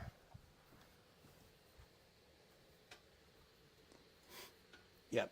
Arden's got her mic on her shirt now, so good to go. I'm going to get another drink of my San Pellegrino. This Melograno Irancia, pomegranate and orange. That is my favorite soda currently.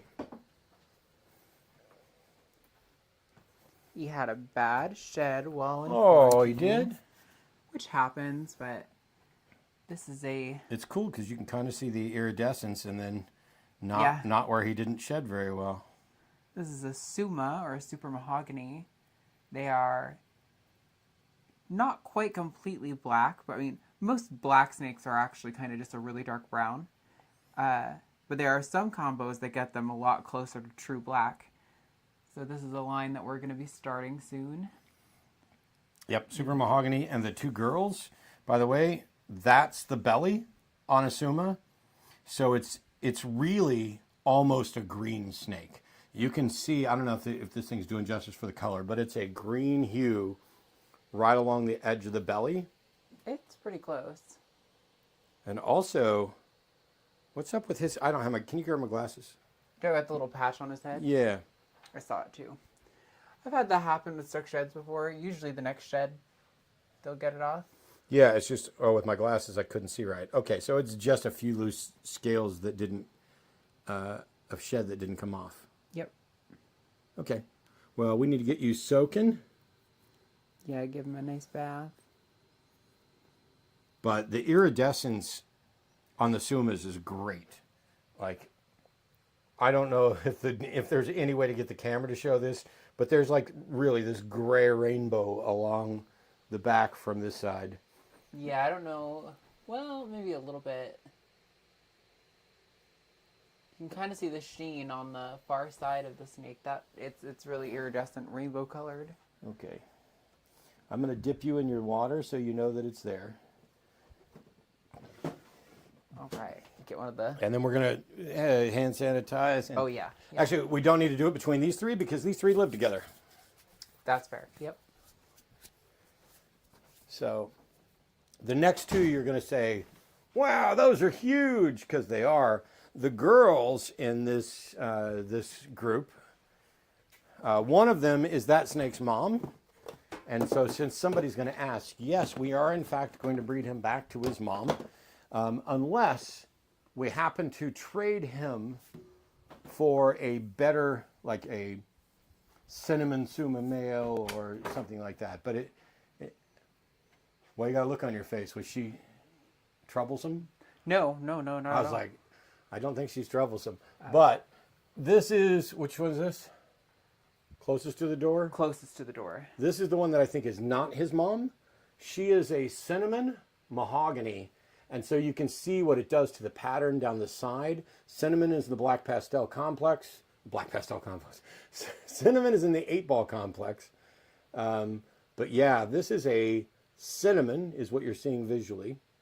And mahogany, you're seeing that visually as well. And those two genes together, and she's huge. Like, I'm going to guess, I don't have the scale up here. We're going to do some weighing at another time. But I'm going to guess she's like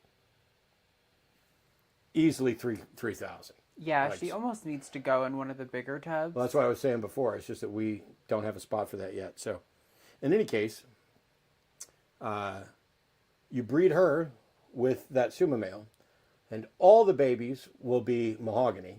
Half of them will be super mahoganies, and half of them will have cinnamon, which means 1/4 of them overall will be cinnamon mahoganies. So, all right, we're going to put you up and get your sister in here. Or not your sister, but your other one. Haha, I have caught you, Daphne. Foolish cat. Ha ha ha! Came out of We hiding. caught the cat and got the cat out of the snake room. I'm going to need a break after we move this last one in, just because it's warm in here. And this temporary tub right here has a snake in it. And this one needs to have its enclosure redone as well. But this is my favorite. Oh, hey, bud, you're over there. Sweet, come here. This is my favorite of our king snakes. It has a perfect stripe printed on it from head to tail pretty much. And so, yeah, I'm going to be redoing that enclosure as well. But, oh, wow, another shed problem. So the previous one was the mom, because on this one's tub was written, not the mom. Oh, okay. So this is the one that's not the mom. She didn't have too bad of a shed problem. It came off really easy. Yeah, this is another one, identical to the other one. This is a cinnamon mahogany girl. Really heavy. Look at that head. Look how dark that head is. I mean, mahogany is just awesome. And then that perfect stripe pretty much down the back. A couple little broken up bits, but yeah, you can see the belly gets a greenish yellow hue right near the edge, just like a Suma. She's great. Cannot wait until you are giving us cinnamon Sumas. Go ahead. Yeah, and when they eventually lay clutches, they'll be huge clutches because they're so goddamn big. Yeah, these are going to be, like, if we get less than 8, 9 eggs from them, I'll be shocked. Yeah. And that means we could have as many as, like, a dozen or so Sumas and cinnamon Sumas Oh, that would be so in nice. the next, 6 months or so? Sweet.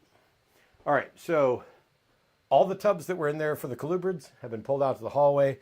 They'll get taken downstairs and get cleaned up. The 9, we have no snakes in quarantine in other rooms now. It's about time. That's a high five. When we get tubs cleaned, let me show some of these others off. Let me move this camera back. And we'll take a couple minutes and show off some snakes, and I'm going to clean in between a few of them. So this is one of several.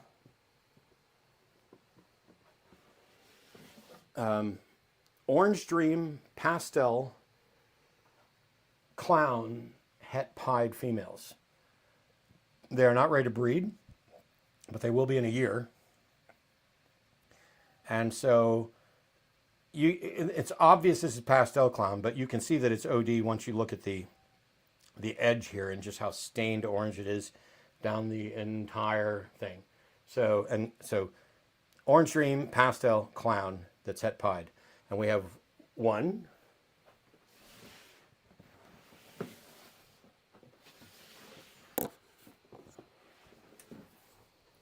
2. This is also an Orange Dream She's going into shed. Pastel Clown het pied. Oh, you need water. You can get them on Coco soon as well, so they can help get off that shed. Yeah, I'm thinking that's probably one of the next things to do, is to take the 8 tubs that we have, and what we'll do is we'll give everybody here water, and we'll figure out whose tub's the worst, replace those 8, take them down. Yep. That makes sense. So that's 2. This is also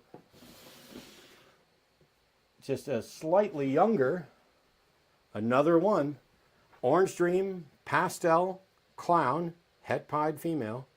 All of these are basically yearlings. And so in a year to a year and a half, they'll be ready. Now this one is just a yellow belly. And so you can see, because it's, if you look at the belly on there, wow, you're so tense. There's a little bit of the kind of train tracking on the side and then the white belly. But basically you see these flames coming up and just the beginning of pixelation in the flames.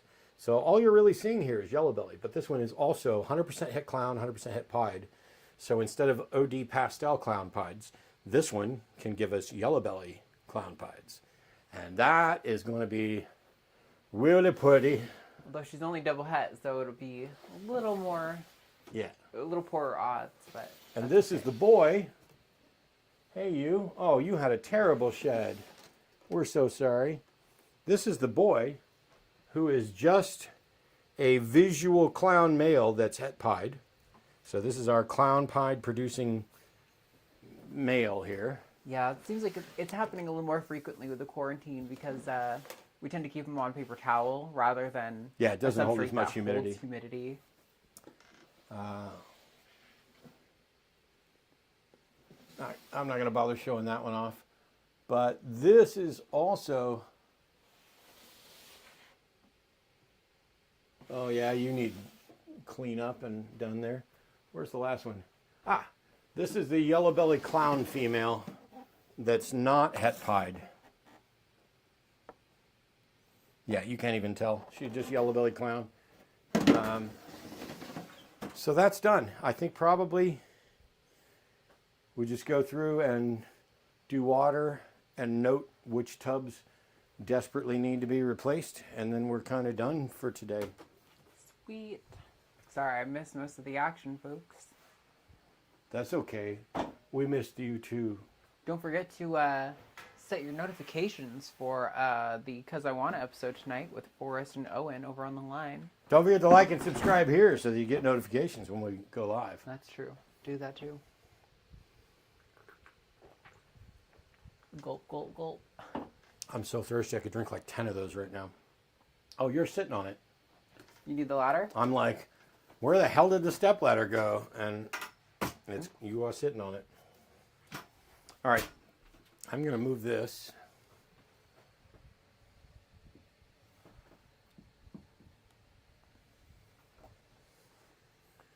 One, two, three, four. Okay, you can see all of them. I guess if you want, you can hand me water. Wow, that's all needs to go down to get cleaned. But I'm going to start here with peel, our banana het pied. Actually, peel's fine. Peel has water and a clean tub. This is, we need to find the other snake hook, by the way. Yep.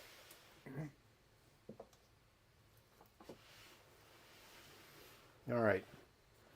Priscilla has water, and apart from a bad shed, is fine. Hey, Tubbs. So this is Tubby, who also, yeah, doesn't need much and has water. This is good. Mocha. What are you doing, Mocha? Oh my gosh. Actually, just give me a whole new deli cup. Yep. Sometimes they just knock so much substrate into it, it makes a total mess. Those are dirty. Those are dirty. Oh. Are there clean The ones up cleaner here? down the bottom. Oh, okay. Mocha's deep in shed.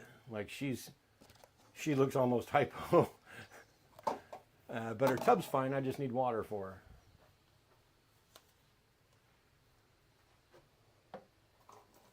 Ooh.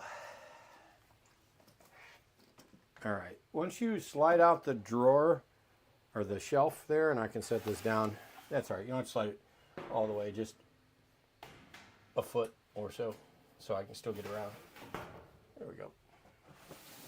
All right, we're good there. Now, Alpine, the albino pinstripe. We got a good clean shed. Your substrate looks okay, and you have water. Should probably start doing the other rack at the same time to speed it up. Well, give me a second, and I will give you the step ladder. That's what I was going to have, so you could start up top. Okay. Okay. Hi, Cindy. Coily is okay. Thank you for being chill. Snickerdoodle's okay. I think we did come through and water everyone. Just Wow. like on Monday when we fed or something like that. We have to gather some poop here. Okay. We gather together to get the snake's blessings. They poop and they urinate in their tubs. Nice. I'm putting It wasn't on as bad as I gloves. thought it was going to be, honestly. No, it's quick and easy. Hey you. I appreciate when it's like a proper turd and not just like a massive poop shoved into the corner. Yeah, It's a lot easier to clean. You dropped a poop. I did drop a poop. But other than that, thank you for a good clean tub. This is Belle, who gave us some eggs. that are in the other room right now that we still haven't identified all the genes on, because she's Calico Huffman Mojave Pastel, and she was paired with Al, who's in Super Vanilla Orange Dream Yellow Belly. So everything's vanilla. Some of it's going to be Vanilla Huffman. And then does it have Calico? Does it have Mojave? Does it have Pastel? Hello. Does it have Orange Dream? Background, please. Thank you. Lots to look at there with Belle. All right. Varda. Varda, if you don't give us eggs soon, I just won't believe it. Like, y'all would not believe how fat she is. Round. I mean. And how much her scales have separated. We're going to do ultrasound soon, and that's going to be an important one. Just like a sock full of, like billiard balls or something. Yeah. All right, Skeletor. This one I like to show off every time we're working in here, because this is the first snake that I ever bought Arden. He is banana, lesser, fire, spot nose, yellow belly.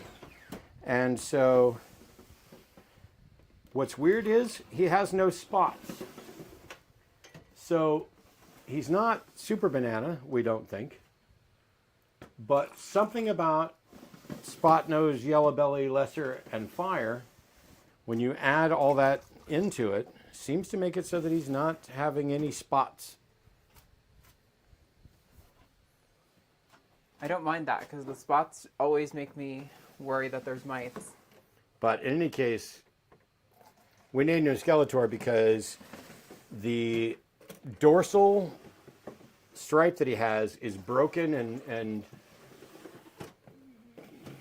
mutated a little bit so that it looks like bones. Yeah, it looks like a little bone. This is Chapels and Shed. Chapel Roan is one of our crystal girls. Good. Nice. All of these, actually, most of these had good clean water anyway. Yeah, so Carrie's in good shape. just did a little Substrate top wise. off and dumped some in there. Same with Ray. Ray's got some poop I want to get to. Okay. And it's fuzzy. Touch fuzzy, get dizzy. So Ray is the, wow, there's some back there and right there. Ray is the banana het dreamsicle that we bought from Tom Harbin. Tom Harbin was a great breeder. He passed away recently, unfortunately. Was in a weird scuba diving accident Yeah. and died. He was a veterinarian out of Alabama or Georgia. I can't remember which one, but he was very helpful to us when we first started breeding. We met him in an NARBC. We talked to him a bit. Here, hold that, boy. And then we found out, he's basically the one that I talked to help us decide when to get an ultrasound, how to use it, how it fundamentally changes how we breed. All right, so Ray's doing good. Biden, hi, buddy. You're not going to be president anymore. He's good. I'm shocked at how good all these are because we were getting ready to redo stuff. Bam Bam's good. This one I might show off. Oh, no. She's in shed. Another And quarantine terrible. on paper towel, so she's just not shedding as well, but to be expected once they She get on shed cocoa. okay. She just looks really dry. There, soak that up. We'll get you on some substrate soon. But that's Waitress, who's our Ultramel het pied. Have you done the top row yet up there? Yep. Okay, cool. We did the big rack a day or two ago, right? We added water to all of them. No, I added, the carpet was bone dry. I just added to that, so you should definitely check the rest of them in that rack. So I'm going to block your view. The one thing I don't like about the setup in here is it's so hard to not be on camera without my head being cut off and like walking around. These are good. Yeah, I think we came through just a few days ago and did water because most of these are actually doing okay. Well, the carpet was bone dry. Okay, this one's bone dry.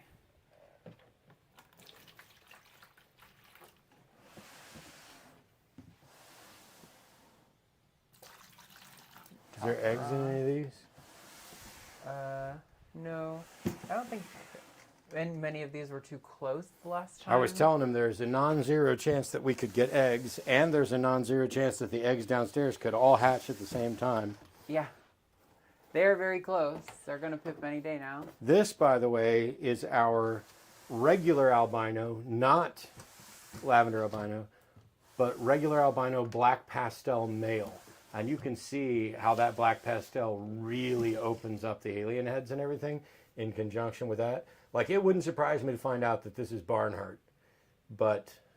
It is very, very orange. Like, for his age, he should be yellowing out quite a bit more by now, but he hasn't yet. Almost all of these had a decent amount of water. I mean, you could have topped them off to make them super full if you wanted, but I think they're okay. Okay, Sunny Boy's fine.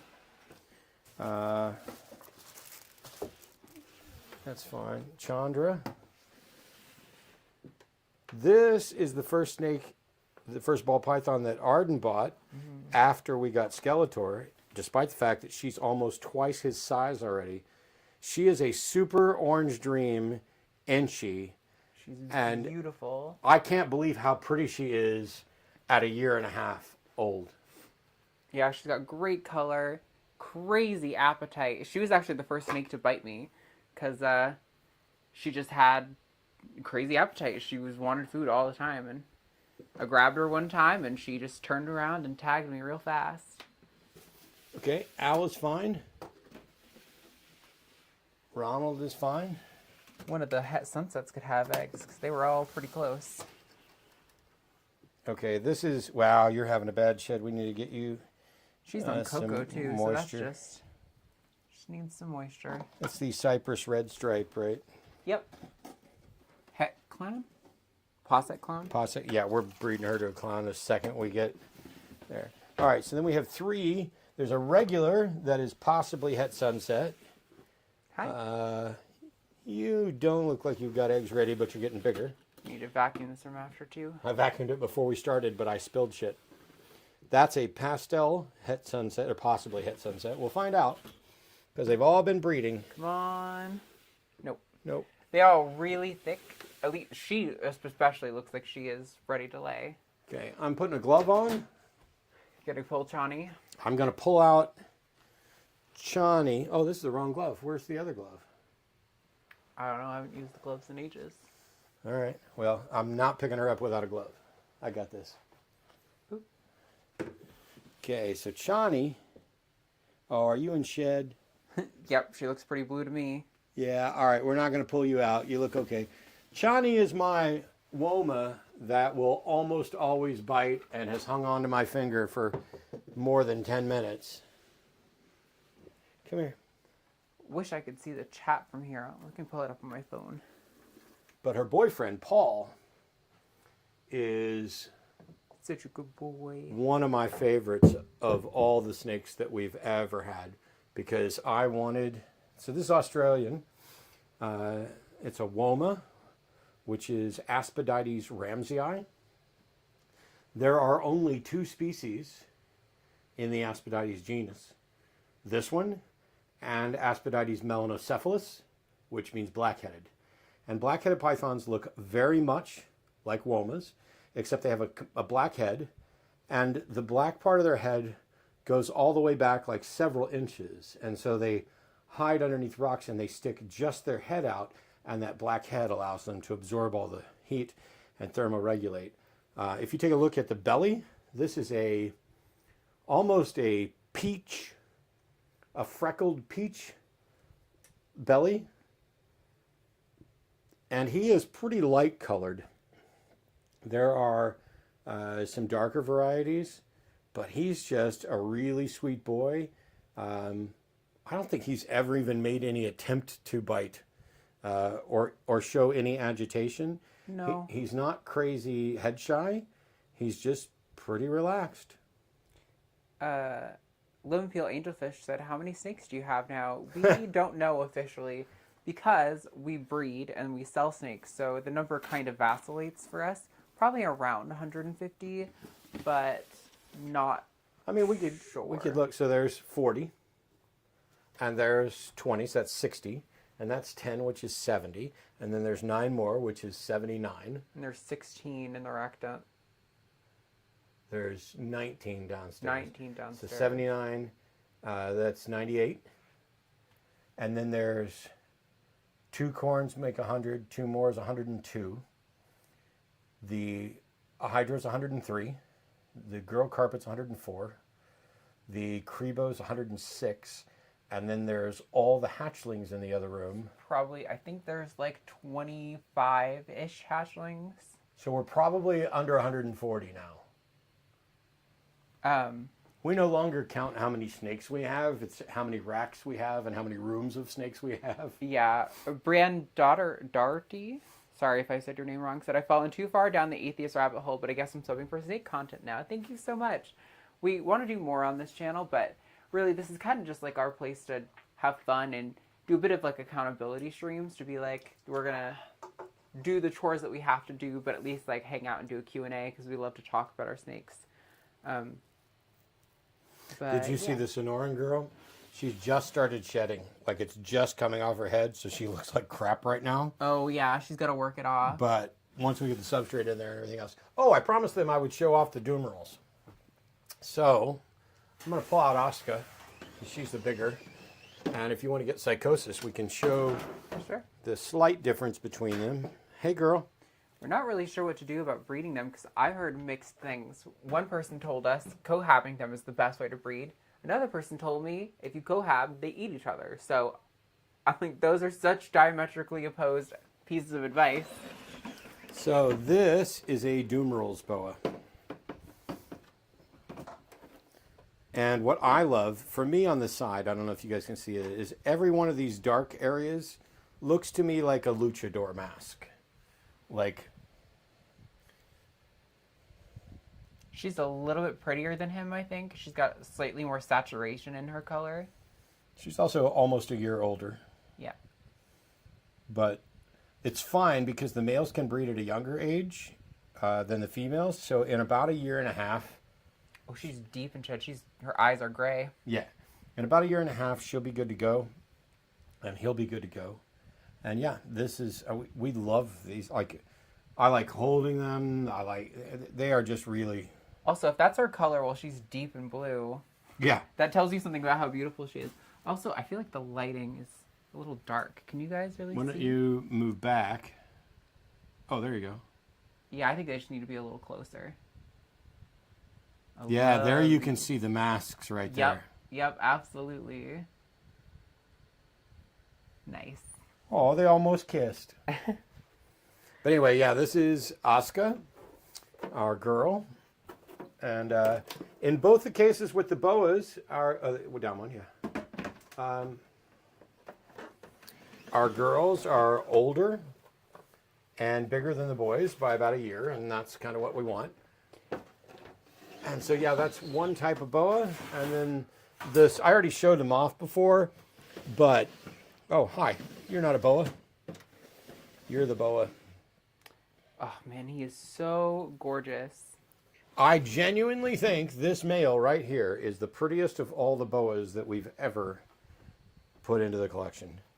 That is a Sonoran desert leopard, and I showed you guys earlier. I'll show you again. Look at that Look belly. at the belly. That pumpkin salmon belly. Just, this might genuinely be one of the prettiest snakes in our entire collection. Tom on top says, I saw y'all at Belton Reptile Expo a couple weeks ago. Nice. Thanks for stopping in. We're glad to have you here. Hopefully you enjoy. We're not Snake Discovery out here producing highly produced content almost every day, but we like to pop in from time to time. Yeah, and there'll be a little bit more of it. So here, honey. I'll give you this, and you can cop a seat, and I'll have a seat, and we'll visit with people for a few minutes before we move on. So, this is our primary snake room. Hi. Hi. You're kind of cute. You want to go home with me? Because it's just outside that door. I think we're already there. So this is our primary snake room. and we've just made some big changes to it, which I talked about at the beginning of the stream. Thanks everybody for hanging out. If you weren't here at the beginning, I'll do the super quick rundown just so Arden knows what I filled you guys in on. But that rack right there is a 40 tub Freedom Breeder 5540. And this is an ARS 5540.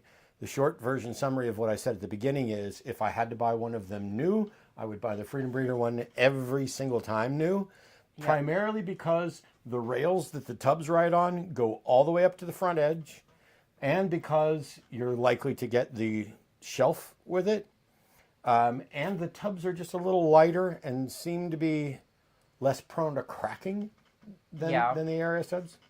The ARS tubs have some advantages too, and even in the 5540, these are slightly bigger. They're so sorry. They're a little heavier. But they also have clear plastic tubs that you can put in there. So we've got some of those. That is nice if you're doing like colubrids. I do like the clear plastic tubs, especially for like hogs and stuff like that, because you can give them kind of a, you know, they don't really need a big enclosure since they're such small snakes, but you still get that circadian rhythm of the lights coming on and off. And but also these, I don't think ARS does, the Freedom Breeder has a shelf, a pull-out shelf, and this is a lifesaver. ARS might do it, but I don't know. I don't see them as often as with the Freedom Breeder. And I haven't seen it, and we didn't order any of these new. Yeah, these are all used. As I was saying at the beginning, is these are comparable in price.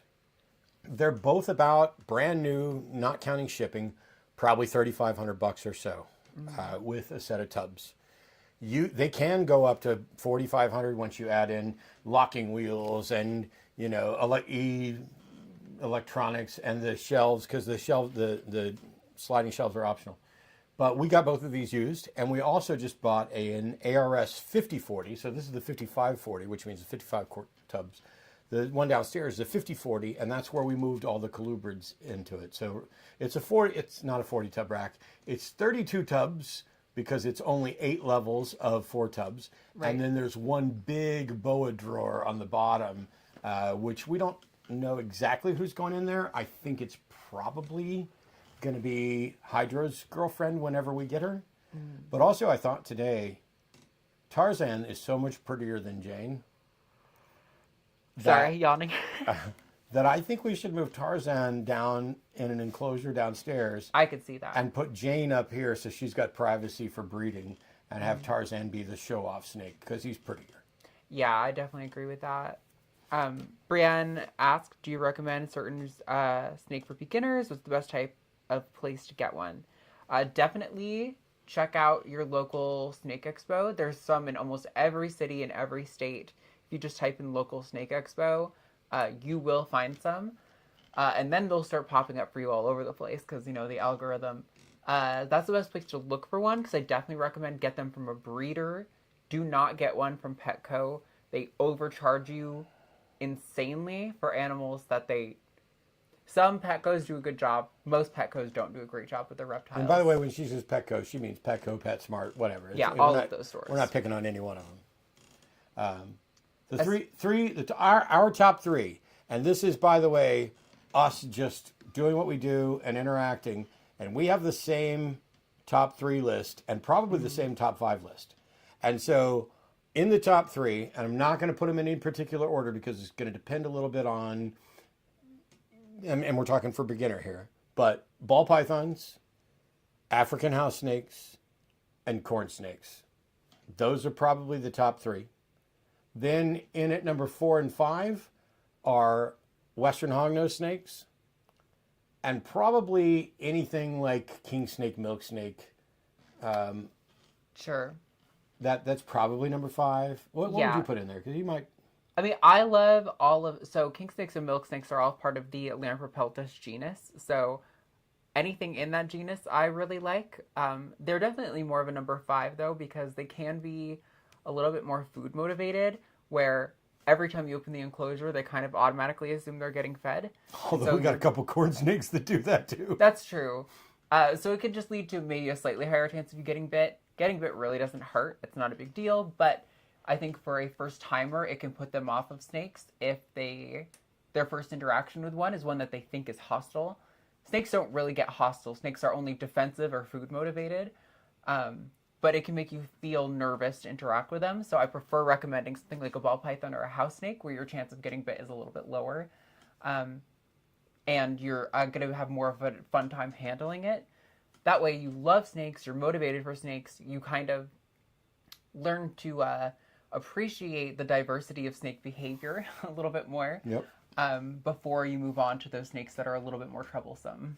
Here, where it gets difficult is if you said, okay, instead of giving me your top 3, ball pythons, house snakes, and corn snakes, if there's just one person who's never had a snake before and they're gonna get a snake, I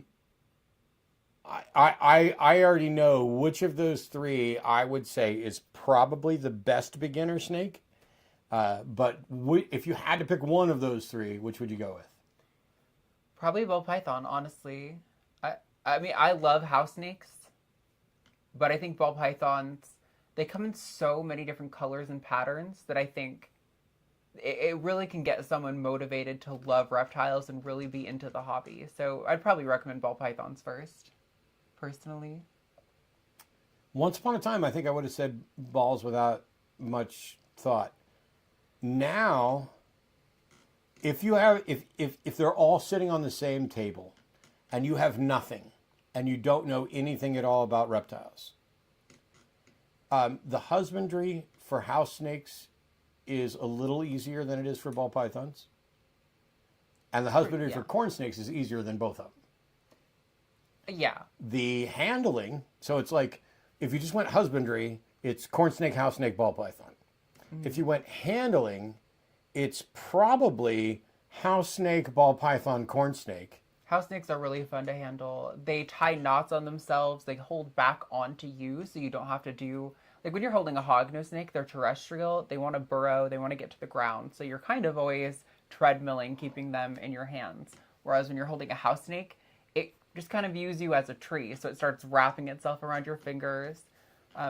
The other advantage of a house snake, I will say, is that if you get a male, they stay really, really small. Yes. So you don't have to have nearly as large of an enclosure. And a regular adult ball python, you want in a 4-foot enclosure, including the males, which are significantly smaller.